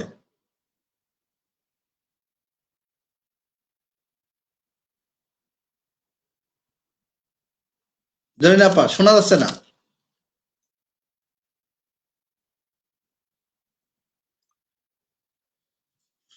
আমি শুনতে পাই না, অন্যরা শুনতে পান কিনা একটু সাড়া দিন।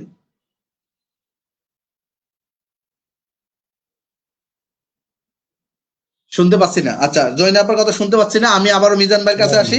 মিজান ভাই, আপনি ইতিমধ্যে আমি বলছি এবার নতুন নতুন কিছু প্রতিশ্রুতি দিয়েছেন।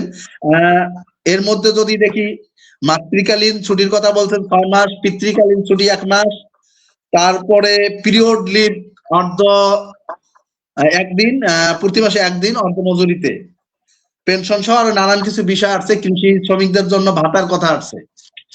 এই বিষয়গুলি আপনারা কিভাবে দেখছেন? যতগুলো ইশতেহার আমরা, এই যে আপনি যেগুলো বললেন, এগুলোর ধারে কাছেও আমরা নেই। এগুলো আসলে আমাদের সামনে কখনো প্রেস করাও হয় না, আর এগুলোর সুযোগ সুবিধা আমাদেরকে দিবে কিনা আদৌ সেটা আমরা জানি না। আমরা তো আসলে ফ্যাক্টরিতে এমন ভাবে একটা অবস্থায় আছি, মানে আমাদের যে ডিউটিটা, আমাদের যে কর্ম ঘন্টা, এটাই আমাদের আজও পর্যন্ত ঠিক হলো না। যেমন আমি যে ফ্যাক্টরিতে চাকরি করি, আমার পদবি হলো স্যাম্পলম্যান। স্যাম্পলম্যান আমাদের কোনো ওটি নেই। আমরা যে ফিক্সড বেতনে চাকরি করি তার এক্সট্রা কোনো ওটি আমাদেরকে দেওয়া হয় না, অথচ আমাদেরকে সর্বনিম্ন 10 ঘন্টা এবং 12 ঘন্টা 13 ঘন্টা ডিউটি করানো হয় 20 টাকার একটা টিফিন দিয়ে। হ্যাঁ, আমাদেরকে কিন্তু কোনো ওটি নাই। আমরা কিন্তু এখানে একটা বিরাট বৈষম্যতার শিকার সব সময়। এবং আমাদেরকে আদার্স কোনো সুযোগ সুবিধা তারা দিতে চায় না, যেমন আমাদের কোনো হাজিরা বোনাস নাই, আমাদের ডিউটির কোনো স্বাধীনতা নাই, তাদের ইচ্ছা মতো আমাদেরকে ব্যবহার করতেছে, আমরা এখানে কোনো প্রকার প্রয়োগ করতে পারি না। এর আগে আমি বাংলাদেশ শ্রমিকদের জীবন মান এবং প্রেক্ষাপট নিয়ে কথা বলেছিলাম জাফর ইকবাল স্যারের সাথে পহেলা বৈশাখে, ওনার একটা লাইভ অনুষ্ঠানে কথা বলেছিলাম। আমার এই লাইভটা আমার ফ্যাক্টরিতে আমার ম্যানেজার দেখার কারণে উনি আমার ফেসবুকে কানেক্ট ছিল, তারপরে আমাকে নিয়ে অ্যাডমিনে জমা দেয়, অ্যাডমিনে জমা দিয়ে আমাকে হ্যারাসমেন্ট করে। তাহলে দেখুন, একটা শ্রমিক যে কথা বলবে, কথা বলার অধিকারটাও রাখে না, আমাদেরকে এতটুকু নির্যাতনে রাখার চেষ্টা করে। আমাকে নিয়ে অ্যাডমিনে মিনিমাম 2 ঘন্টা সময় আমাকে জেরা করছে, আমার মোবাইল চেক করছে, আমি কোন কোন রাজনৈতিক দলের সাথে জড়িত, কোন কোন গ্রুপের সাথে জড়িত, আমি কি করি, কোন ফেডারেশনের সাথে আমি চলি, সকল ডকুমেন্টস তারা আমার মোবাইল নিয়ে পর্যন্ত চেক করছে। তার কয়েকদিন পরেই দেখলাম আমার অফিসের ওই এইচআর ডিপার্টমেন্ট উনি কোম্পানির কয়েক কোটি টাকা চুরির দায়ে ওই ফ্যাক্টরি থেকে বরখাস্ত হয়েছে। অথচ আমরা আমাদের ন্যায্য বেতনটুকু ঠিক মতো পাই না, ওনারা কোটি কোটি টাকা কোম্পানির কাছ থেকে কৌশলে চুরি করে নিয়ে যায়, আর আমাদেরকে সবকিছু থেকে বঞ্চিত করা হয়। আমাদের কিন্তু অনেক প্রকার ছুটি আছে, আমরা শ্রমিকরা জানি। আমরা কিন্তু যেই আপনার এই অসুস্থতা জনিত যেই ছুটিগুলো, এগুলো কিন্তু আমরা কাটাইতে পারি না। আমরা আল্লাহ না করুক কেউ এত অসুস্থ না হোক, এটাও আমরা চাই। আমাদের এই ছুটিগুলো পড়ে থাকে, আরো বিভিন্ন ধরনের ছুটি পড়ে থাকে। আমরা বাৎসরিক যে 10 দিন ছুটি, এটাও ঠিক মতো কাটাইতে পারি না, আমাদেরকে এগুলো ঠিক মতো দেয় না। আচ্ছা, আমরা আর একদম শেষ পর্যায়ে আছি, আমরা শেষের দিকে যাব। রিপন ভাই, মিজান ভাইকে দিয়ে শুরু করি। মিজান ভাই, সর্বশেষ হ্যাঁ, এই যে নির্বাচন, এই নির্বাচন আসলে কেমন নির্বাচন চান? আর সর্বশেষ যদি বলি, 1 নম্বরে নির্বাচনের ক্ষেত্রে আপনি কেমন নির্বাচন চান, 2য় নাম্বার আর কোনো দাবি আপনার আছে কিনা, 1 মিনিটে শেষ করবেন। আচ্ছা, ইনশাল্লাহ আমি অবশ্যই বিগত সময়ে যাদেরকে আমরা রাজনীতিতে দেখেছি তারা সম্পূর্ণভাবেই দুর্নীতিতে ছিল এবং তারা শ্রমিক বান্ধব ছিল না। আমরা এখন আগামীর বাংলাদেশ, পরিবর্তনের বাংলাদেশ চাই, ইনসাফের বাংলাদেশ চাই, এবং আমরা চাই আমাদের শ্রমিকদেরকে নিয়ে সংসদে কথা বলুক এবং দালাল শ্রমিক নেতা যেগুলো আছে এগুলো নিপাত যাক, ওইগুলো যেন আমাদের কোনো ক্ষতি না করতে পারে। আমরা আগামীর সরকারের কাছে সেটা দৃষ্টি আকর্ষণ করবো এবং আমাদের শ্রমিকদের ন্যায্য অধিকার যেন আমরা ফিরে পাই, তারা যেন আমাদেরকে নিয়ে সেভাবে কাজ করে, এটাই আশা। আচ্ছা আর মিজান, আর যেন আমাদের যেন মজুরি বৃদ্ধি হয়, আর মজুরি নিয়ে যেন কোনো শ্রমিকের জীবন না দিতে হয়, রাস্তায় না নামতে হয়, গুলি না খাইতে হয়, আমি ওইটাও চাই। আচ্ছা মিজান, আপনি যে কারখানাটাতে কাজ করেন আর আপনার বাড়ি যে এলাকায়, যেখানে আপনার জন্মভূমি আর কি, জি, এই জায়গাতে তো নির্বাচন করতেছে না, নির্বাচন হ্যাঁ, করছে, হ্যাঁ, হ্যাঁ। কারা কারা নির্বাচন করছে, এখানে কোন কোন দলের প্রার্থী আছে? এখানে আছে বিএনপির প্রার্থী এবং জামাতে ইসলামের প্রার্থী আছে, হাত পাকার প্রার্থী আছে, কয়েকটা প্রার্থী আছে। আচ্ছা, এই যে হাত পাখা, দাঁড়িপাল্লা এবং ধানের শীষ, আপনার গ্রামে বা আপনি যে কারখানায় থাকেন সেইখানে এই প্রার্থীরা কি, আপনি এই যে ইনসাফের কথা বলছেন, এই ইনসাফের কথা শ্রমিকদের জন্য, এই শোনেন, ইনসাফ ভাই এক একজনের এক এক রকমের মতো, রাইট? সরকারি অফিসারের কাছে ইনসাফ এক রকমের, গার্মেন্ট শ্রমিকের কাছে ইনসাফ আর এক রকমের, আবার যে কৃষক তার কাছে ইনসাফ আরেক রকমের, রাইট? কৃষকের কাছে ইনসাফ হচ্ছে তার মজুরি, তার কৃষি পণ্যের দাম পাওয়া, তার সারের দামটা কমা, রাইট? শ্রমিকের কাছে হচ্ছে যেমন আপনি যে জিনিসগুলো বলেছেন, সেই জিনিসগুলো কি এই হাত পাখা, দাঁড়িপাল্লা বা ধানের শীষ আপনার গ্রামের এলাকায় বা এই ঢাকাতে তারা এই কথাগুলো বলছে আপনাদের সাথে ইনসাফের কথা?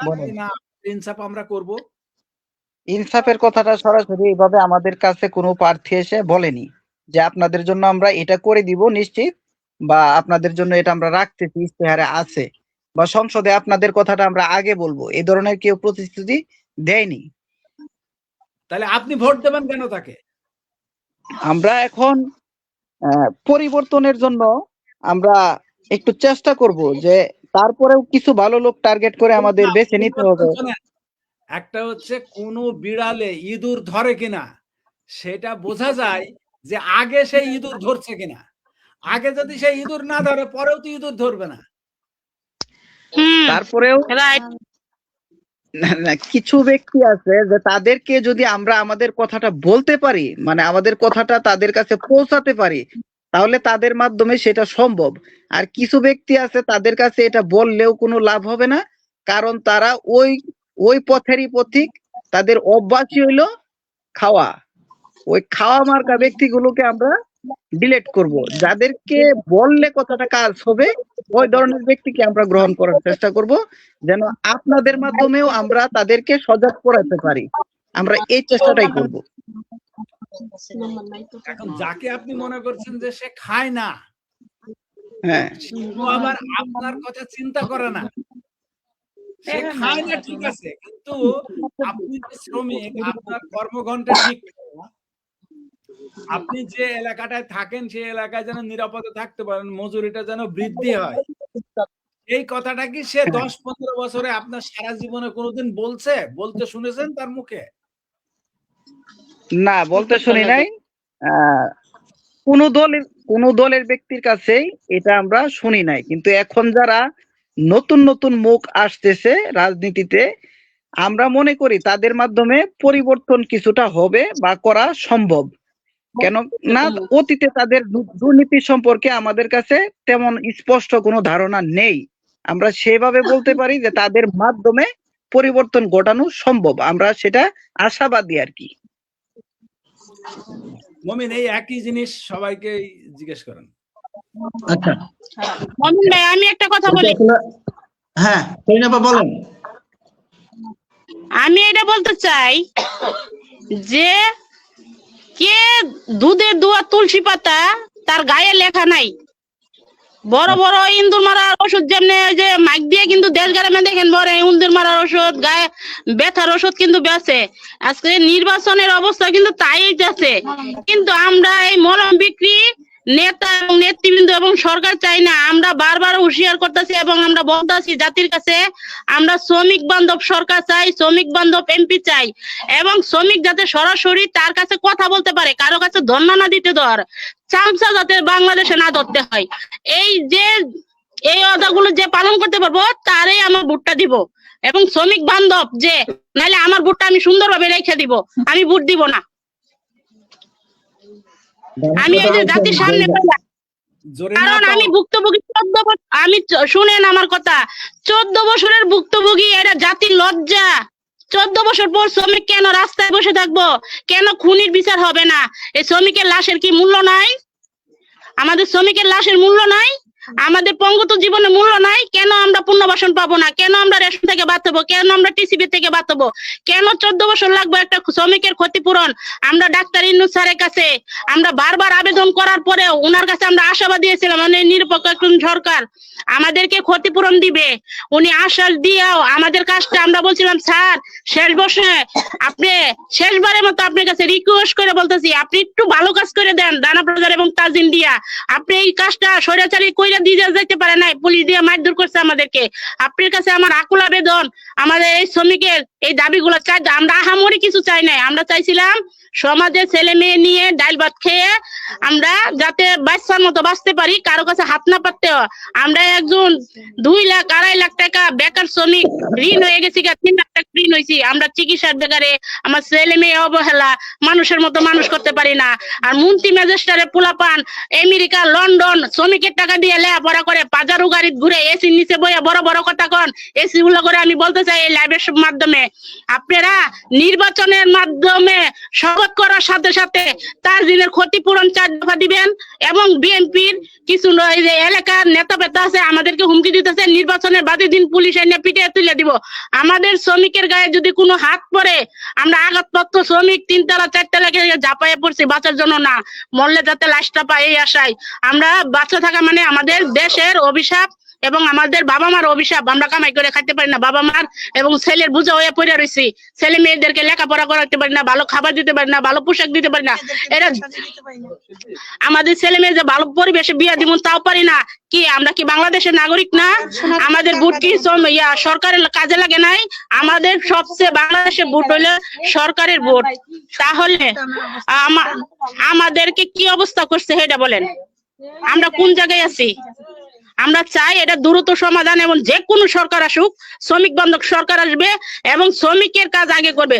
শ্রমিক যাতে কারো ধর্ণা দিয়ে সচিবালয়ে যায় দাঁড়ায় থাকে না, পাশ না দিলে ঢুকতে পারবে না, আর কারো মাধ্যম যে লাগে না, শ্রমিকের কথাটা, শ্রমিকের কষ্টের কথাটা যে সরাসরি বলতে পারে, ওই ব্যবস্থাটা করে দিতে হবে। আমাদের এই দাবি, যে কোনো প্রার্থী আসুক, সকল প্রার্থীর কাছে আমার যে আসেন।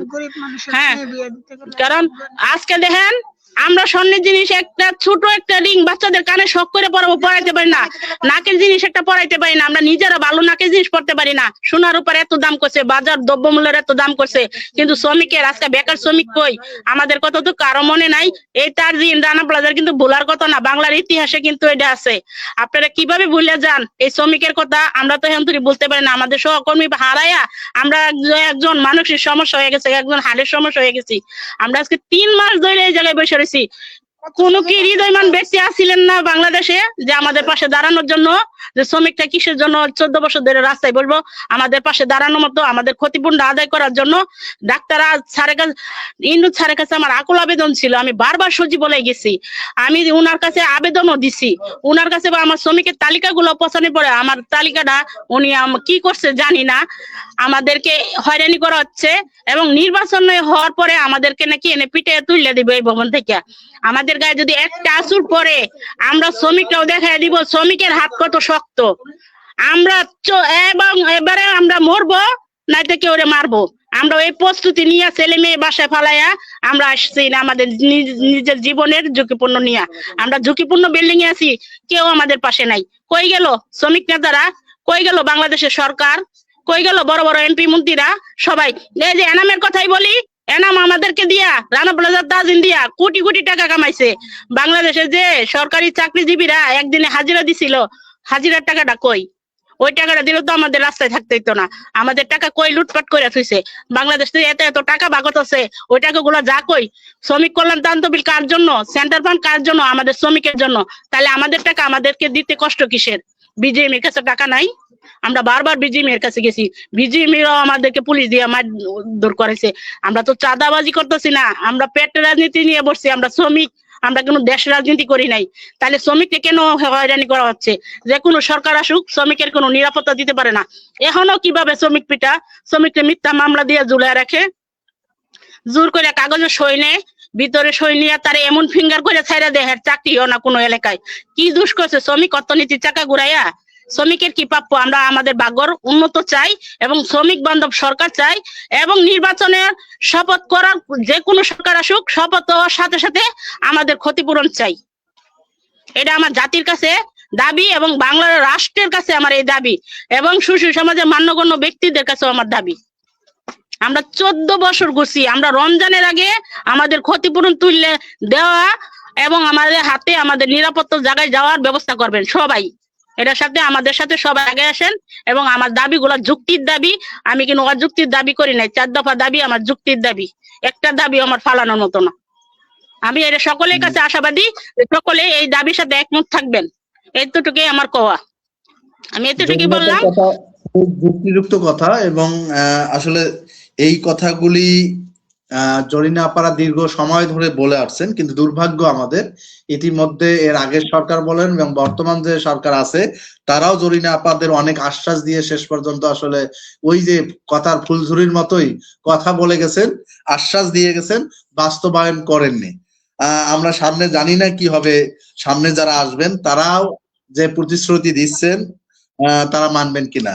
আচ্ছা, আমি যদি আপনাদের কথার সাথে একটু যুক্ত করি, আপনাদের কথা থেকেই বোঝা যাচ্ছে যে আমাদের শ্রমজীবী মানুষ যারা বিভিন্ন কলে কারখানায় কাজ করে, এই যে নির্বাচনের বিভিন্ন প্রচারণা গেল, এখানে প্রার্থীরা নানান মানুষের কাছে গেলেন, কিন্তু আমরা আপনাদের আলোচনা থেকেই যদি আমরা সারমর্মটা টানি, তাহলে দেখা যায় কি এই প্রার্থীরা শ্রমিকদের কাছে যায়নি, শ্রমিকদের কাছে প্রতিশ্রুতি দেয়নি। এই যে দেখেন গাজীপুরে আমি যে আসনে আছি 2 নং আসনটাতে, এখানে সর্বোচ্চ ভোটার প্রায় 7-8 লক্ষ প্লাস ভোটার এখানে একটা আসনেই।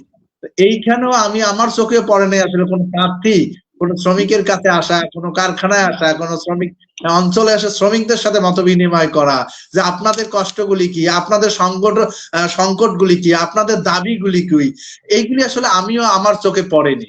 তারা ওই বড় বড় জায়গাগুলি বড় বড় মানুষদেরকে নিয়ে ওই এসি রুমে বড় বড় হল রুমে তারা আলোচনা করেছেন, কিন্তু শ্রমিকদের কাছে আসেননি, শ্রমিকের সংকটের কথাগুলিও তারা তুলেননি।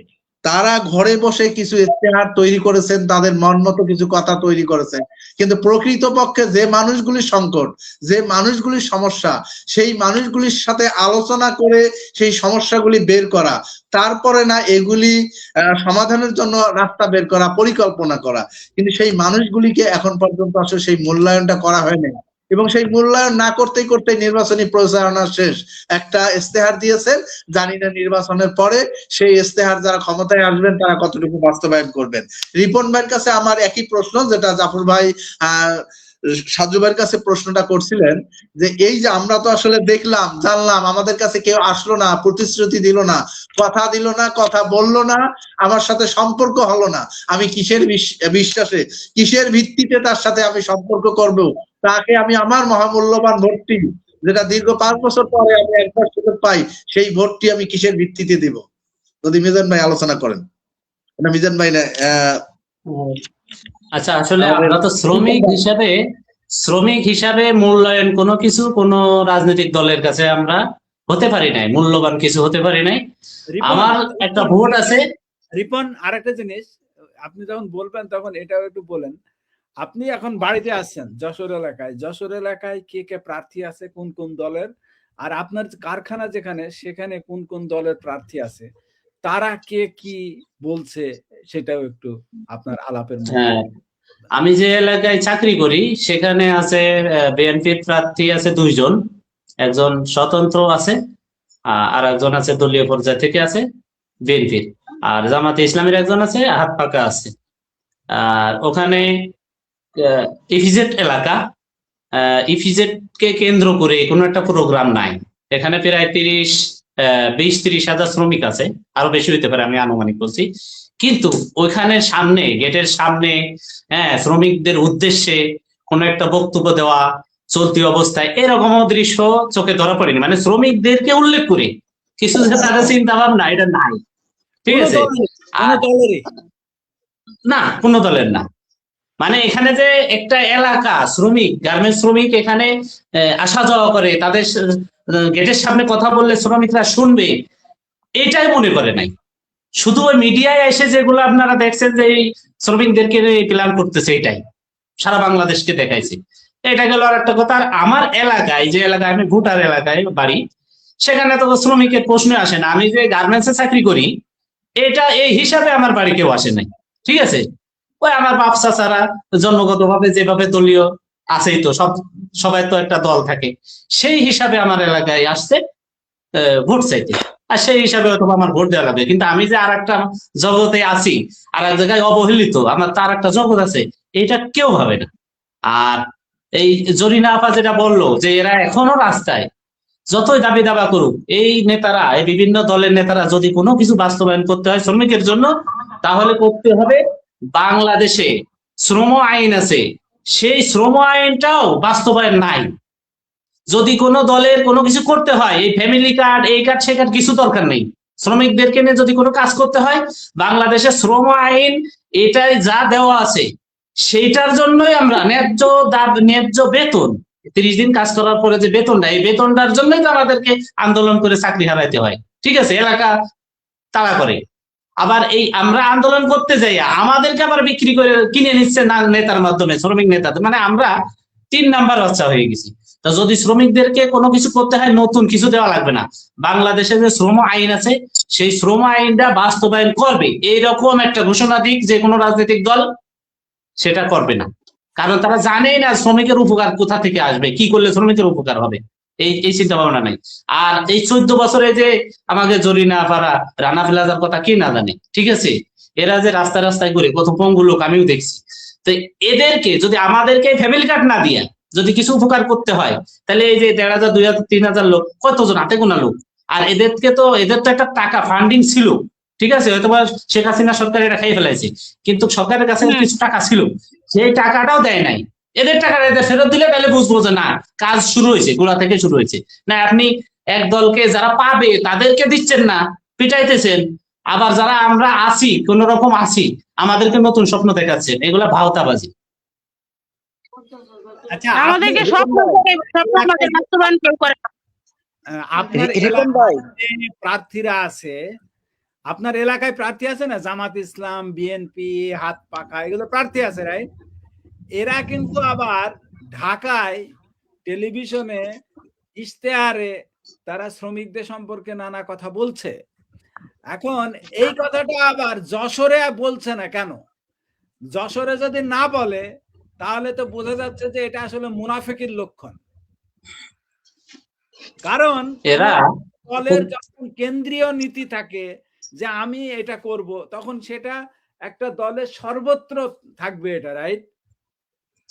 সর্বত্র না না, প্রত্যেক দলের একটা শ্রমিক সংগঠন থাকে, শ্রমিক দল, ঠিক আছে, জামাতের একটা হয়তো বা দল আছে।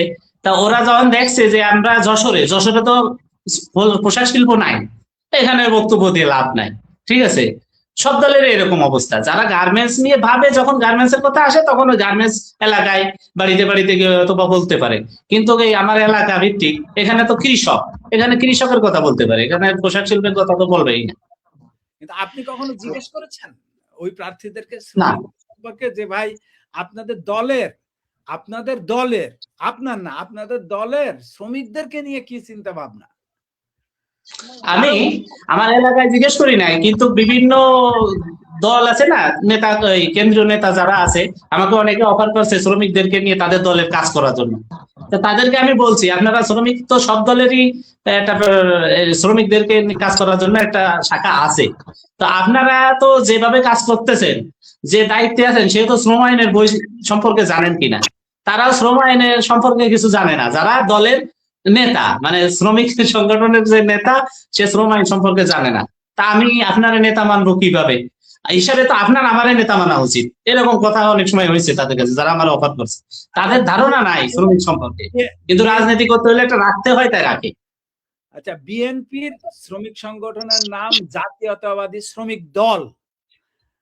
জামাত ইসলামের যে শ্রমিক সংগঠন, সেটার নাম হচ্ছে জাতীয় শ্রমিক কল্যাণ ফেডারেশন।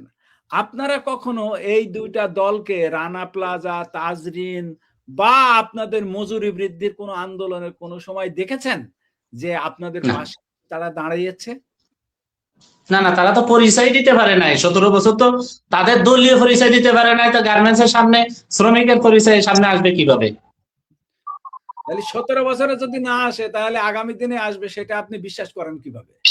না, বিশ্বাস করি না। আমরা তো মাইনেই নিছি যে কোন দল শ্রমিকদেরকে নিয়ে কাজ করবে, মুখে বলতেছে, তাদের পিলারই নাই মাথায়, উল্টা পাল্টা, তাই এটা বিশ্বাস করি না। কিন্তু আমরা ভোট দিচ্ছি এই কারণেই, মনে করেন আমার এলাকায় একটা ব্যক্তি, দুটা দল প্রধান, বিএনপি আর এই জামাত, এখন আমি বিএনপি কে দেবো নাকি জামাত কে দেবো?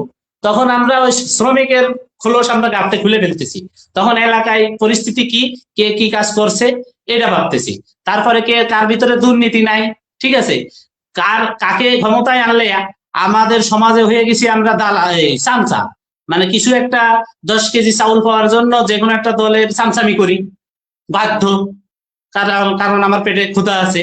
তা আমি চাচ্ছি এমন একটা ব্যক্তি আসুক যাতে আমার ছেলে সন্তান তারা আমার মতো চামচা না হয়, সেই জন্য সেরকম প্রার্থীকে আমরা বেছে নিচ্ছি। আমি আমার যেখানে কাজ আছে সেখানে উন্নতি করবে, এটা আমি ভাবতেছি না, কোনো গার্মেন্টস শ্রমিক ভাবেও না, কারণ আমাদেরকে নিয়ে ভাবে না, গার্মেন্টস নিয়ে কেউ ভাবে না, এই জন্য আমরা ওখান থেকে খোলস পাল্টে আমরা এলাকায় কি করছে এটা ভাবতেছি।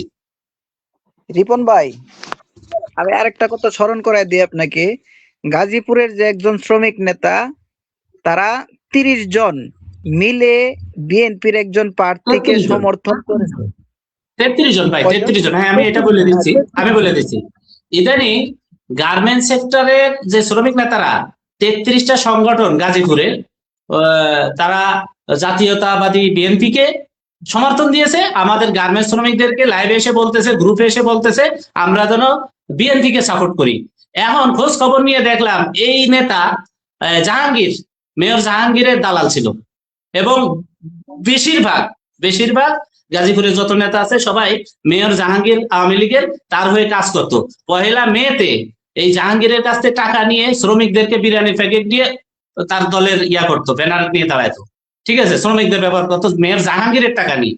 আর সেই তারাই এখন বিএনপির হয়ে প্রচারণা চালাচ্ছে, আমাদের গার্মেন্টস শ্রমিকের মাথা বিক্রি করে হয়তো বা কিছু টাকা নিচ্ছে। তো এটাও কিন্তু আমরা বুঝে ফেলছি। তো এদের দ্বারা কোনো কিছু হবে না। এই শ্রমিক নেতা এগুলা একবারে সব ফালাই দিয়ে, যদি কোনো খেটে খাওয়া গার্মেন্টসে যারা কাজ করে, মেশিন চালায়, এরা যদি কোনোদিন নেতৃত্বে আসে তাহলে আমরা হয়তো বা তার উপরে আস্থা রাখতে পারবো, তার আগে কারোর উপরে আমাদের আস্থা নেই। তবে আমি মাওলানা মামুনুল হক সাহেবকে দেখেছি মোহাম্মদপুরের তার এলাকায় গার্মেন্টস ফ্যাক্টরিতে গিয়ে শ্রমিকদের সাথে কথা বলেছে। ওনাকে আমি দেখেছি যে শ্রমিকদের কাছে গিয়ে কথা বলতে। আমি নির্বাচনী প্রার্থী হিসাবে ওনাকে দেখেছি একমাত্র গার্মেন্টস ফ্যাক্টরিতে গিয়ে সরাসরি ভিজিট করতে, তাছাড়া আর কাউকে দেখি নাই। আর এনসিপির পক্ষ থেকে শ্রমিকদের একটা সংগঠন আছে, এটা হলো শ্রমিক শক্তি। শ্রমিক শক্তির কিছু এই নেতা বা কিছু ভাই আছে শ্রমিকদেরকে নিয়ে কাজ করে, এটা আমি জানি। গাজীপুরের সাইডে তারা আছে, একজন আছে আরমান ভাই, এরকম তাদের সংগঠনের অনেকেই আছে শ্রমিকদের দুঃসময়ে তারা পাশে থাকে। সেটা হলো শ্রমিক শক্তি। আর সরাসরি নির্বাচনী প্রচারণায় গার্মেন্টস ফ্যাক্টরিতে একমাত্র প্রবেশ করতে দেখেছি, সেটা হলো মাওলানা মামুনুল হক, খেলাফত মজলিস, রিক্সা প্রতীক, ওনাকে দেখেছি আমি যাইতে, এছাড়া আর কাউকে দেখি নাই। এটা হতে পারে, হ্যাঁ, এটা ভালো লক্ষণ, কিন্তু আমাদেরকে সবসময় ব্যবহার করা হয়, এটা আমাদের অন্তরে গেঁথে গেছে। এদের উপরে আমাদের কোনো আস্থা নেই। যদি আমি আশা করি গার্মেন্টস শ্রমিকদের ভিতর থেকে কোনো একটা নেতৃত্ব কোনো একদিন হবে, তাহলে হয়তো বা পরিবর্তন হতে পারে। আচ্ছা রিপন ভাই, এটা এটা অনেক বড় আলোচনা। এই আলোচনাটা হয়তো বা অন্যদিন আমরা করতে পারবো। এখন পর্যন্ত যে 33টা বললেন বা প্রায় 100-র ঊর্ধ্বে সংগঠন আছে, এই সংগঠনের অনেক নেতারা আছে যারা একটা সময় গার্মেন্টে কাজ করত, সেখান থেকে পরে ট্রেড ইউনিয়নের সাথে যুক্ত হয়ে এখন শ্রমিক রাজনীতির সাথে যুক্ত হয়ে গেছে। এইটা আসলে শুধুমাত্র শ্রমিকদের মধ্য থেকে উঠে আসা একজন শ্রমিক নেতৃত্ব দিলেই যে সঠিক নেতৃত্ব হবে তাও না। কারণ এইখানে আসলে তার রাজনৈতিক লক্ষ্যটা ঠিক থাকা দরকার, উদ্দেশ্যটা ঠিক থাকা দরকার, তারও এখানে জানাশোনার দরকার। এখন আসলে আমাদের ম্যাক্সিমাম শ্রমিক সংগঠনের নেতাদের একটা কাজে হয়ে গেছে যে এটা এক ধরনের অ্যাডভোকেসি, বা এখানে এসে আমি শ্রমিকদের আইনগত সহায়তার ক্ষেত্রে কিছু কাজ করব, এখান থেকে আমি ইনকাম করব, এটা আমার পেট চলার একটা রাস্তা, এটা একটা ইনকাম সোর্সের জায়গা, এই নানান চিন্তা ভাবনা এখানে ঢুকে গেছে। কিন্তু শ্রমিকদের অধিকার প্রতিষ্ঠা করার জন্য, শ্রমিকদের অধিকার আদায় করার জন্য ট্রেড ইউনিয়নের নেতারা যেভাবে কাজ করার কথা, সেইটা তার যে সংগঠন, সেই সংগঠন থেকে তার যে শিক্ষাটা পাওয়ার কথা, সেইগুলি নিয়ে নানান প্রশ্ন আছে। সেইগুলি নিয়ে আমরা অন্য আরেক সময় আসলে আলোচনা করতেই পারি।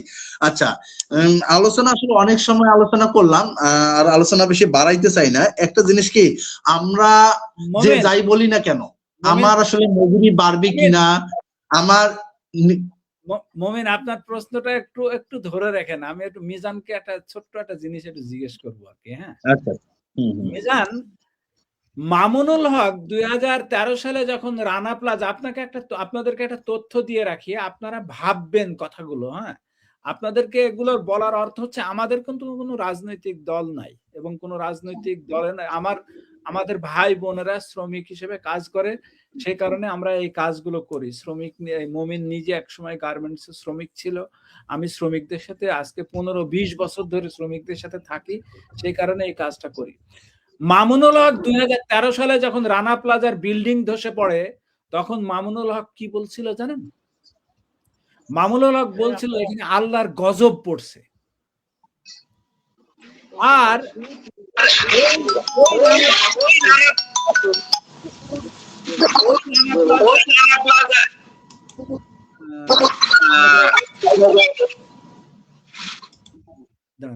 আচ্ছা, ওই রানা প্লাজাতে যখন ভবন ধসে পড়ে, তখন এই রানা প্লাজার যে রানার পক্ষের উকিল, সেটাকে জানেন? এই উকিলকে? রানার পক্ষে, শ্রমিকদের বিপক্ষে আর রানার পক্ষে, তার নাম হচ্ছে শিশির মনির, জামাত ইসলামের নেতা। রিপন আপনি জানেন কিনা আমি জানি না, রিপন জানেন?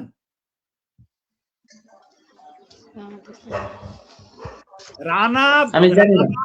রানা প্লাজা বিল্ডিং এর মালিক রানার পক্ষে সন্ত্রাসী যে আমার 1200 শ্রমিক ভাই এবং বোনকে মেরে ফেলছে, তাদের উকিল হচ্ছে জামাত ইসলামের শিশির মনির।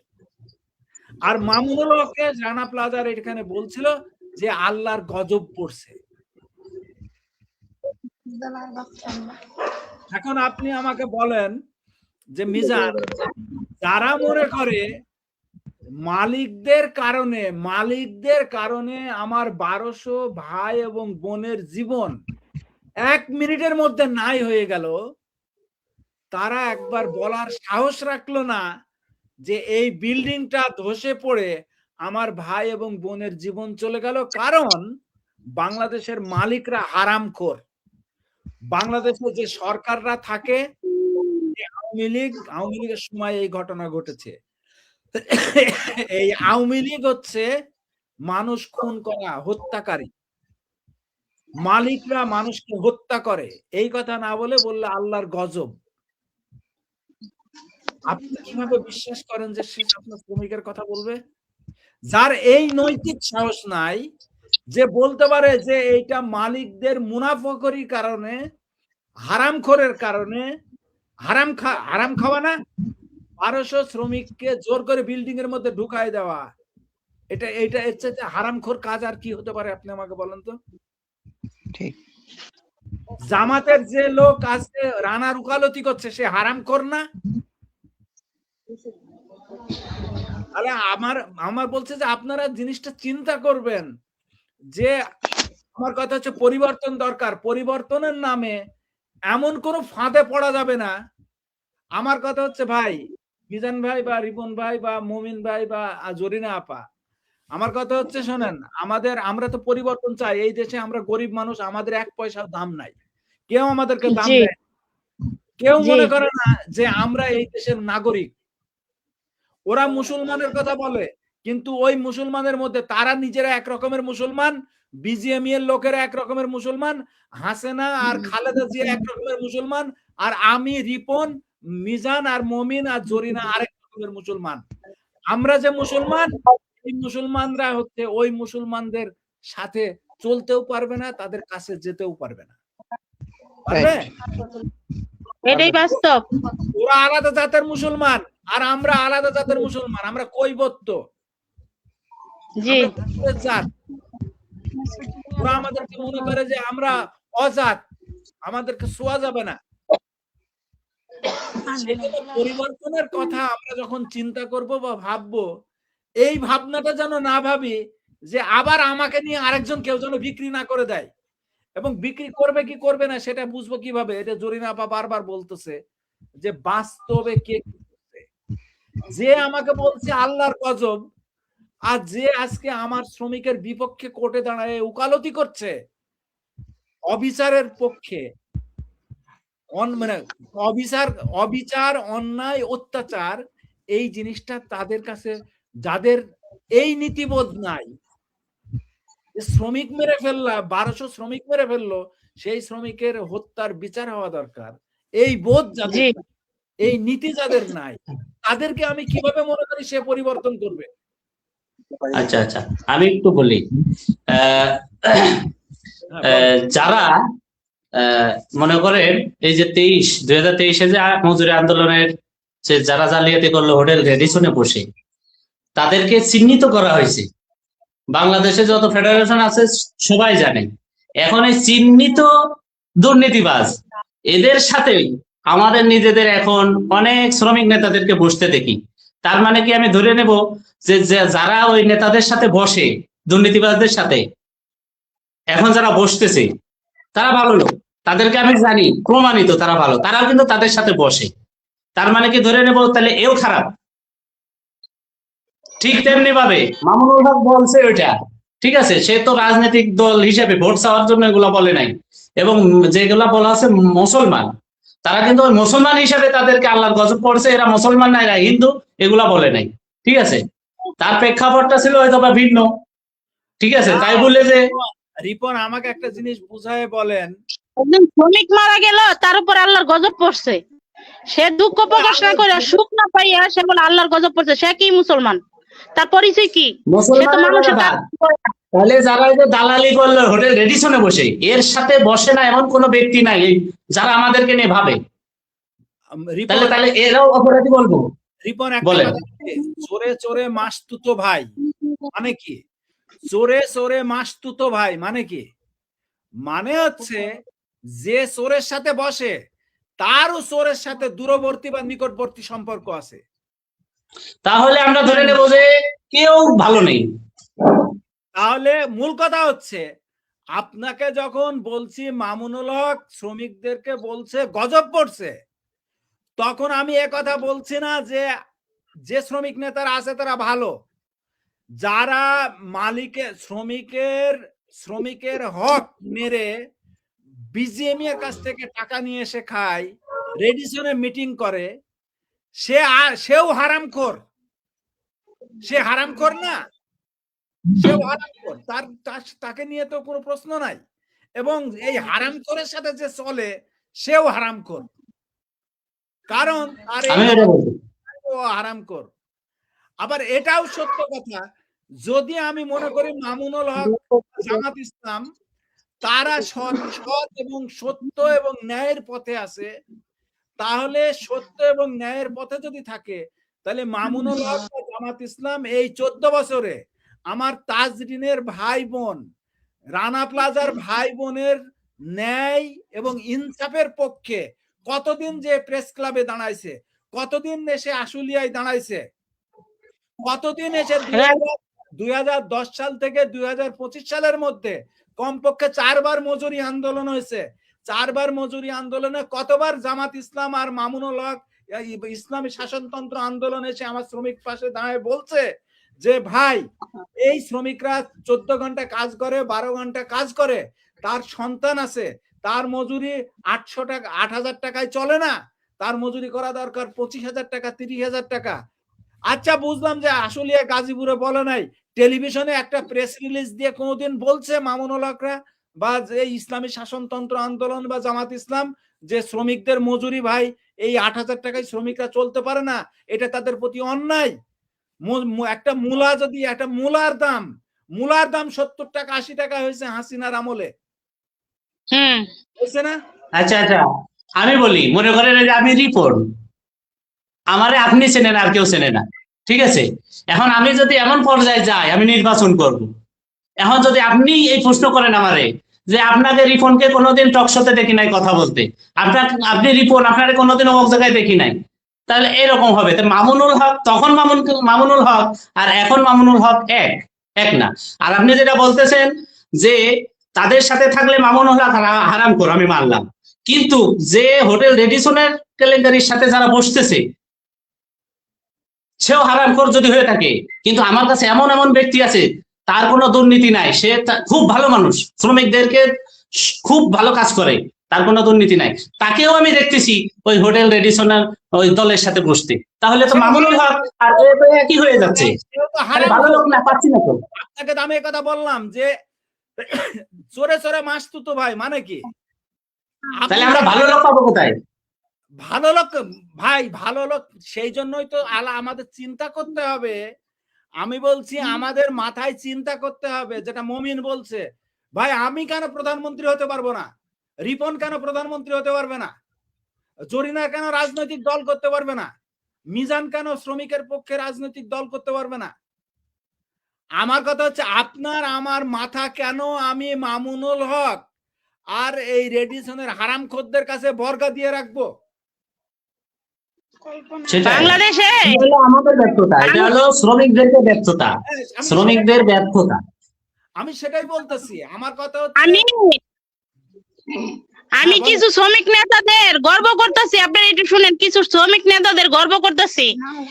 1 নম্বরে বাবুল আক্তার কল্পনা, তাদের নিয়ে ভালো কাজ করছে, তারে আমরা ধন্যবাদ জানাই। 2 নম্বরে জাতীয় গার্মেন্টস ফেডারেশন আমিনুল হক আমিন, উনি ভালো করছে। 3 নম্বরে আওয়াজ ফাউন্ডেশনের নাজমা আপা অনেক ভালো করছে। যা ভালো করার কারণে আমরা ফল পাইছি 0-0। আজকে তাজিনের ভবনের নিচে বসে রয়েছি। ওই সুনামধন্য ব্যক্তিদের মুখ আমরা দেখতে পাই না এবং আমাদের পাশে আজকে নাই। ওরা আমাদের অনেক ব্যবহার করছে, অনেক। ওরা যে আমাদেরকে বিদেশ থেকে এখনো টাকা আনে, তাজিন দিবস আসলে, রানা প্লাজার আসলে। আমরাও শ্রমিক, আমাদের চোখ অন্ধ, আমরা শ্রমিক নেতাদেরকে বিশ্বাস করতাম, কিন্তু ওরা আমাদের বিশ্বাসঘাতক মনে করে আমাদেরকে ব্যবহার করছে। খামের ভিতর আমিন স্যার, খামের ভিতরে 500 টাকা দইরা এভাবে বলে দেখাও। আমি বলছি স্যার খামের ভিতরে কি, এটা তো দেখা যায় না, 500 টাকা বা করি তাহলে ক্লিয়ার দেখবো। আমার বলে জয়না তুমি বেশি বুঝো। আজকে বেশি বুঝার ফল এই আমার 14 বছর রাস্তায় বসে থাকতে শ্রমিক নিয়ে। আমি হালকা 12টা সংগঠনের 3টা সংগঠনের নেতাদের নাম বললাম, যারা এখন উপর লেভেলের হাই কোয়ালিটি নেতা এবং নেতৃবৃন্দ হয়েছে শ্রমিকদেরকে নিয়ে। তাদের প্রশংসা করলাম, আপনাদেরকে ধন্যবাদ। আমাদের তাজিনের শ্রমিকরা আপনাদেরকে সালাম দিচ্ছে, গ্রহণ করেন। 14 বছর পরও ভবনের নিচে বসে রয়েছে। যে শ্রমিকদেরকে আপনারা অনেক আশা দিছিলেন, যে শ্রমিকদেরকে নিয়ে ওই মাথা বেচছে, আজকে বাড়ি গাড়ি নিয়ে আজকে গাড়ি ঘুরতেছেন, এসির নিচে ঘুমাইতেছেন, শ্রমিকরা খোলামেলা আকাশের নিচে থেকে আপনাদের জন্য আল্লাহ আপনাদেরকে হেদায়েত করুক, দোয়া করতেছে আপনাদেরকে নেক হায়াত দান করুক। এইভাবে যদি শ্রমিক করে ব্যবহার করতে পারেন আপনারা। আমার ওই কথাগুলো মন দিয়ে শুনেন, যে আমি কি মিথ্যা কথা বলতেছি নাকি আমি জজের সামনে উঠে বলতে পারবো যে এই নেতাগুলো আমাদেরকে কি ব্যবহার করছে। আর ওরা আমাদের 500 টাকা 1 প্যাকেট বিরিয়ানি দিয়ে কি ক্ষতি করছে। তখন আমরা ছিলাম, আমরা বুকার স্বর্গে বাস করতাম, আমরা শ্রমিক, আমরা বুঝতাম না যে আমরা আমাদের এত দূর রাস্তা আছে, আমরা এত দূর যাইতে পারবো, আমরা মালিকের কাছে এই পাওনা সময় এই আছে, আমাদের অধিকার এই, আমার চাওয়া এই, আমার সংবিধানে আমি এই পাবো, কিন্তু আমরা এটা জানতাম না। 14 বছরে আমি জানি না, অনেক কিছু শিখছি এবং অনেক গেছি, অনেক লোকের লোক চলছি, অনেক কিছু দেখছি, অনেক মানুষের রূপ, অনেক মানুষের সততা, অনেক মানুষের আদর্শ, সবকিছু দেখা শেষ। এখন নেতা ছাড়া বসছি, যে ওই যে নেতা করে আজকে গর্ব করলাম, এই নেতা করে মুখ দেখলাম না। একদিন ওই নেতারা এসে আমাদেরকে বাড়ি বাড়িতে খুঁজতো, ওই দেশের থেকে আনতো, মেডিকেলে যায় খুঁজছে। আজকে 14 বছর পরও রাস্তায় বসে রয়েছি, ওই নেতাগুলা নাই। হালকা 3 জন সংগঠনের নাম বললাম, কিন্তু 12টা সংগঠনে জানানো হয়েছিল যে তাজিনের শ্রমিক এই জায়গায় মিশু আপার মাধ্যমে, যে তাজিনের শ্রমিকরা এই জায়গায় বসে রয়েছে, আপনারা কি ওদের জন্য কিছু করেন, ওদের খাবারের ব্যবস্থা করেন। প্রত্যেকটা নেতারাই না বলছে। ওরা কয়দিন পরে এইভাবে উঠে পড়বো কেন? আমরা কি ভিক্ষুক? আমরা ভিক্ষার জন্য বসছি? আমি আমার পাওনার ন্যায্য ক্ষতিপূরণের লেগে বসছি, আমি আমার অধিকারের জন্য বসছি, আমি আমার শ্রমিকের অধিকারের জন্য বসছি, আমি 172 জনের শ্রমিকের প্রতিনিধি হিসাবে বসছি। আমি আমার পাওনা যতদিন না দিবে এই ভবন আমরা ছাড়বো না, এবং এই ভবন সরকারি ভাবে আওতায় নিয়ে এটা আমাদেরকে পুনর্বাসন করতে হবে এবং মালিকের শাস্তি দিতে হবে। এবং নির্বাচনের আগে জানায় রাখলাম, নির্বাচন হওয়ার সাথে সাথে, শপথ করার সাথে সাথে আমাদের ক্ষতিপূরণ দিতে হবে, এক জীবনে সমতুল্য ক্ষতিপূরণ। আপনাদের এই যে রানা প্লাজার এইগুলা, তাজরিন ফ্যাশনের এইগুলা, মানে এগুলা আপনাদের এই আপনাদের একটা দিবস আসে, এই দিবস আসলেই আপনাদেরকে দেখি এবং আমাদের কিছু করার নেই। কিন্তু বিষয়টা হলো, আমরা গার্মেন্টস শ্রমিক, আপনি কি বিশ্বাস করেন যে আপনারা আমার 14 বছরে দেখেন না, 3 মাস যে বেশ ক্লাবে ছিলাম তখন দেখেন না? আচ্ছা, আমি তো আপনার কথাই বলতেছি, আপনারা যে বিপদগ্রস্ত, আপনাদের বিপদগ্রস্ত এই 14 বছর আছেন, কিন্তু আপনাদেরকে যে বিভিন্ন দিবসে একদল ডাইকে আনে বিরিয়ানির প্যাকেট খাওয়ায়, ঠিক আছে, ওদের সাথে আবার এক টেবিলে বসে তারা আমাদের কাছে ফেরেশতা। এটা কি আপনারা জানেন? কেউ ভালো নেই।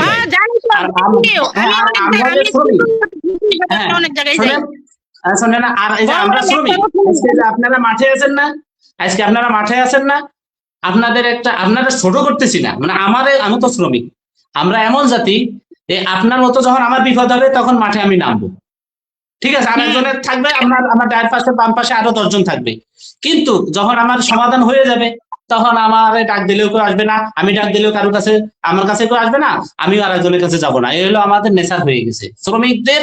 আসলে আমি যে কাজ করি, তো আমি এগুলো নিয়ে কথা বলি, সচেতনমূলক কথা বলি, গার্মেন্টস শ্রমিকদেরকে বলি, আমি ভিতরেই থাকি। কিন্তু আমার কাছে এমন রাগ হয় এই শ্রমিকদেরকে, মানে আরো এদেরকে হয়রানি করা উচিত, আমার কাছে এরকম মনে হয়। নিজের শ্রমিক হয়ে আর একজন শ্রমিকের উপরে এরকম অভিশাপ আছে। আপনাকে বলার জন্য অসংখ্য ধন্যবাদ। আরো হয়রানি করুক, কিন্তু শ্রমিকের পাওয়া, শ্রমিকের অধিকার শ্রমিক ছাড়বে না, কেউ কোনো দালাল ধরে না। শ্রমিক থেকে শ্রমিক নেতা বানায়, শ্রমিক থেকে শ্রমিক নেতা হইয়া আমরা আদায় করে থাকবো ইনশাল্লাহ। আপনার সাথে আরো লোক ছিল, তারা হয়তো ওরা কিছু পাইছে, তারা এক সাইড কেটে গেছে। তো এই নেশাটা আমাদের কেন? না না না, 172 জন এবং 49 জন শ্রমিক আছে, সরকারি তালিকা আসতে পারে নাই, ওরা সম্পূর্ণ আছে। আমাদের কোনো ওই বিএমপি, জামাত, শিবির এসব ভাগাভাগি নাই। আমরা শ্রমিক, আমরা তাজিনের শ্রমিক, আমরা আহত শ্রমিক, আমরা আহত শ্রমিক, এইভাবে একজুট আছি। আপনি কালকে নিয়ে যা বলতে ডাকেন যে আমার 172 জন নিয়ে যাইতে, আপনার অফিসে জায়গা আসবে কিনা সেটা বলেন। এই যে শ্রমিক আমার পাশেই সবাই দাঁড়ায় রয়েছে, দেখেন। আমি আপনাদের নিয়ে বলতেছি না, আমরা সকল শ্রমিকের কথা বলতেছি। আপনারা তো একবদ্ধতা ধরে রাখছেন, আপনাদের সমস্যা থেকে একবদ্ধ আছেন, কিন্তু ভবিষ্যতে যে আমাদের সমস্যা যাতে না হয় তার আগে যে আমাদের একতাবদ্ধ থাকতে হবে, এই মন মানসিকতা আমাদের শ্রমিকদের নাই। এই আপনারা বিপদগ্রস্ত দেখে আপনারা আছেন। আমরা আগে যাই। আমরা শ্রমিকরা যখন বিপদে পড়ি, আপনাদের কথা ভিন্ন, আপনাদের কথা বাদ দিলাম, আমাদের মতো হয় না। আমরা চাই প্রত্যেকটা শ্রমিকের অধিকার। আমরা সকল শ্রমিক নিয়ে কথা বলতেছি। আপনারা যে এক আছেন, আপনারা যে এক আছেন, বিপদগ্রস্ত দেখে এক আছেন। আমারও বিপদ হলে আমি রাস্তায় নামি, আমার সাথে আর একজনেরও বিপদ হলে আমরা রাস্তায় নামি। এই যে আমাদের মন মানসিকতা এইটাকে চেঞ্জ করতে হবে, আমাদের মন মানসিকতা আনতে হবে যে আমি ভালো আছি, ঠিক আছে, আমি ভালো আছি, ঠিক আছে, কিন্তু আর 10 জনের খারাপ সময় যাচ্ছে, তার পাশে দাঁড়াইতে হবে। ওই চেকটা আসলে আমার ওয়েটটা নিতে পারবে কিনা আগে ওই জায়গাটা দেখতে হইব। আগে আমার জায়গাটা ঠিক কইরা তারপর আমার শ্রমিক ঠিক করতে হইব। আমি যে নেতৃত্ব দিতেছি, আমি তো নিজে ক্লিয়ার না, আমি তো বুঝি না, তাহলে আমি শ্রমিক বুঝাবো কিভাবে? আগে শ্রমিক নেতারা ক্লিয়ার, একত্রিত সবাই তো আর বোঝানোর দায়িত্ব নেবে না, একতাবদ্ধ হয়ে থাকতে হবে। আমরা শ্রমিকরা একতাবদ্ধ নাই। আমরা বিপদে পড়লে, যখন আপনি ভয় দেখাবেন, আপনি বিজিএম তে টাকা না পকেট গরম করবেন, এই যে নেও তোমার এই দিলাম, এই দিয়ে শ্রমিক থামাইতে দিলাম, আপনি আপনার পকেটেটা নিলেন, শ্রমিককে বুঝাই দিলেন, আর রাস্তায় নামবা না, নামলে কিন্তু মামলা হইব। তোমাদেরকে যে রাস্তায় রেখে না, ওই যে মামলা, আমরা ভয় দেখে যে আমরা শ্রমিকরা, যে আপনারা এতগুলা লোক এত বছর এক হয়ে আছেন, অন্য শ্রমিকরা কেন এক হতে পারে না?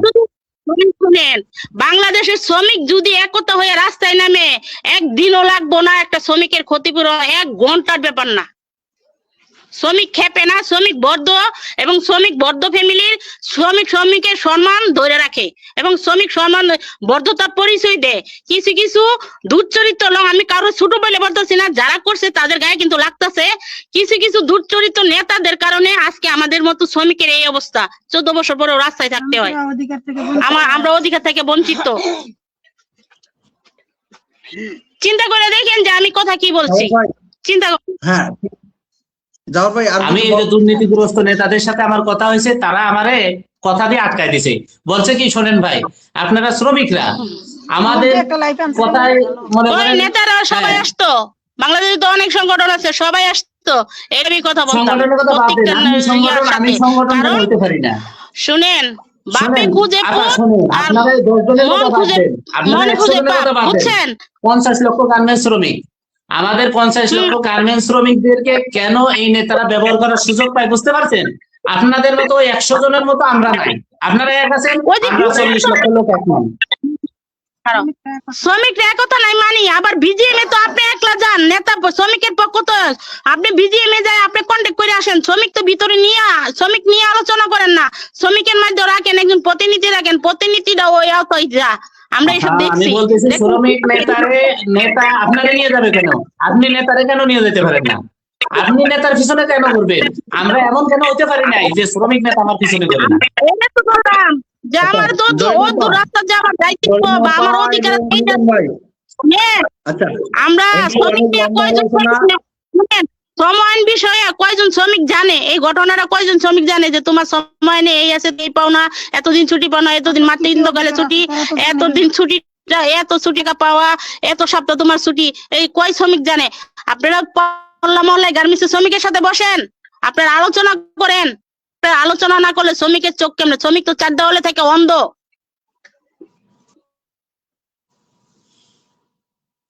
জাফর ভাই শোনা যায় না আপনাকে? জাফর ভাই আপনাকে শোনা যায় না। আচ্ছা, একটা হচ্ছে জরিনা আপা একটা ভালো কথা বলছে, রিপন এবং জরিনা আপার মধ্যে কিন্তু কোনো পার্থক্য নাই, মানে একই কথা দুজন মানুষ বলছে, শুধু দুই ভাবে বলছে। হ্যাঁ, মূল জিনিসটা কি? উনি আমাকে ভাবছে যে আমি শ্রমিক নেতা। না, মূল কথাটা হচ্ছে জরিনা আপা একটা কথা বলছে যে 40 লক্ষ গার্মেন্ট শ্রমিক, আমরা যদি আজকে রাস্তায় নামি, কালকে রানা প্লাজার এবং তাজরিনের শ্রমিকের ক্ষতিপূরণ হয়ে যাবে। এটা বিশ্বাস করেন? যে শুধুমাত্র আমাদের একটাই দাবি, যেটা হচ্ছে যে রানা প্লাজা তাজরিনের শ্রমিকদের ক্ষতিপূরণ দিতে হবে। আমরা একক একটা সংগঠন, আমাদের পরিচয় আমরা শ্রমিক, এবং আপনি যে মুহূর্তে এটা করতে পারবেন সেই মুহূর্তে আপনার কাজের ঘন্টাও 8 ঘন্টা হবে, আপনার মজুরিও 30,000 টাকা হবে। আপনাকে নিয়ে এই যে সকাল বিকাল সবাই বিক্রি করে, শ্রমিকদেরকে সবাই বিক্রি করে, শুধু রাজনৈতিক দল বিক্রি করে তা না, শ্রমিক নেতা বিক্রি করে, শ্রমিক নেতার পাতি নেতা আপনাকে বিক্রি করে, আবার বড় বড় এনজিওরা বিক্রি করে। বিদেশে বসে আছে এরকম বহু মানুষ আপনাদেরকে প্রত্যেকদিন এই বিক্রিটা কি কারণে করে জানেন? এটা হচ্ছে যে ক্ষেত্রে যে জমির কৃষক নাই, যে জমিতে কৃষক চাষ করে না, কি হয়, তার জমি অন্যরা চাষ করে, তার জমি আগাছায় ভরে যায়। শ্রমিকের অধিকার শ্রমিকদেরকেই আদায় করতে হবে, এটাই প্রধান জিনিস। আমি আপনাদেরকে বলে রাখলাম, এই কথাটা আপনাদেরকে বলে রাখলাম, এবং মনে রাখবেন, যদি নিজেদের অধিকার আদায় করতে চান তাহলে শ্রমিকের অধিকার শ্রমিককেই প্রতিষ্ঠা করতে হবে, অন্য কেউ আপনার এই কাজ করে দেবে না। যে মুহূর্তে অন্যজন বলবে যে আমি আপনার কাজ করে দেব, মনে রাখবেন সে আপনাকে বিক্রি করে দেবে। হ্যাঁ, এর মধ্যে কি সৎ ভালো মানুষ নাই? আছে। 1000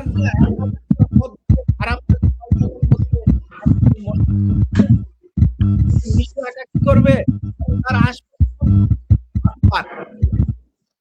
তার আশপাশে যে 20 জন 25 জন যে 100 জন শ্রমিক নেতা আছে সব বাটপার। এবং মোশরাফে মিশু আপনাদের ভাগ্যের পরিবর্তন করতে পারবে না যতক্ষণ পর্যন্ত না আপনারা নিজেরা আপনাদের ভাগ্যের পরিবর্তন করতে চাইবেন। এটা আল্লাহ নিজেও বলছে যে আপনারা কোনো মানুষ যদি তার নিজের ভাগ্যের পরিবর্তন করতে চায় তাহলে তাকে প্রথমে নিজেকেই নিজের ভাগ্যের পরিবর্তন করতে হবে। এই জন্য শ্রমিকদের মধ্যে আমাদের নানা রকমের বিভাজন আছে, অনৈক্য আছে। এই বিভাজন এবং অনৈক্যটা কারা টিকিয়ে রাখে জানেন? এই বিভাজন এবং অনৈক্যটা টিকিয়ে রাখে বড় লোক,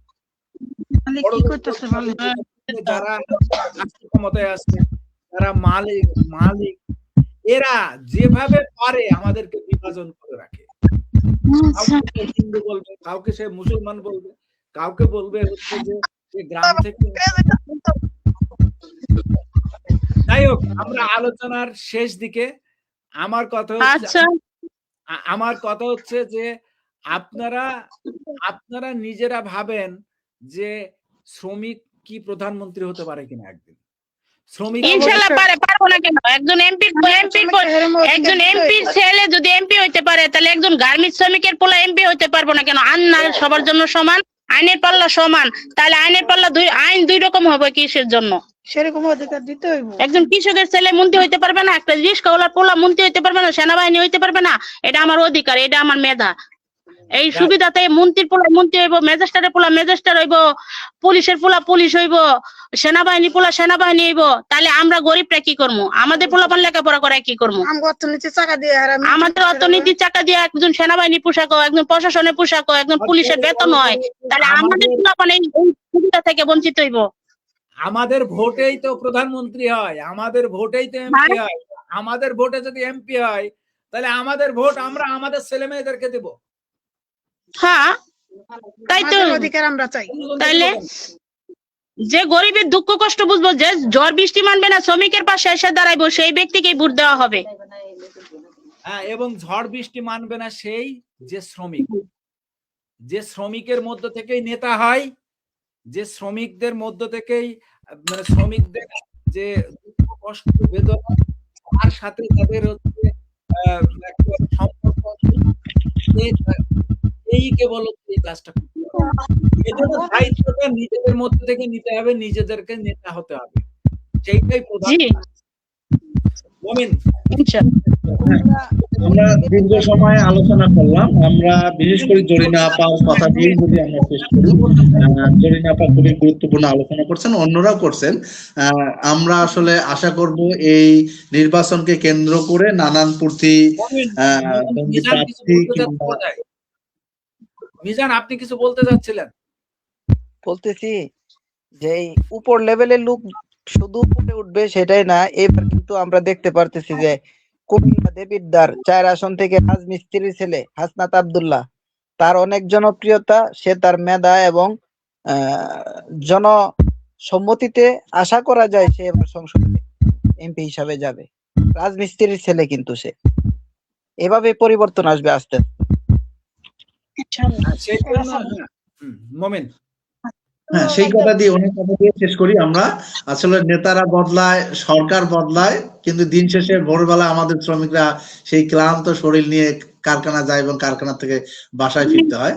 যাই হোক, আমাদের আজকের এই আলোচনার মূল উদ্দেশ্য ছিল এই যে শ্রমিকদের এই নির্বাচন নিয়ে ভাবনা, শ্রমিকদের দাবি দেওয়া, এই এবং যারা প্রার্থী ছিল এবং দলীয়ভাবে যে ইস্তেহার শ্রমিকদের জন্য ঘোষণা করা হয়েছে, সেই কথাগুলি একটু শ্রমিক এবং যারা ঘোষণা করছেন তার উভয় পক্ষে একটু স্মরণ করে দেওয়া, ডকুমেন্ট রাখা, পরবর্তীতে যাতে এই যে কথা দিলেন সেই কথা রাখেন, সেই প্রত্যাশা রাখি। এইটা রেখেই আসলে আজকের আলোচনা আমরা শেষ করতে চাই।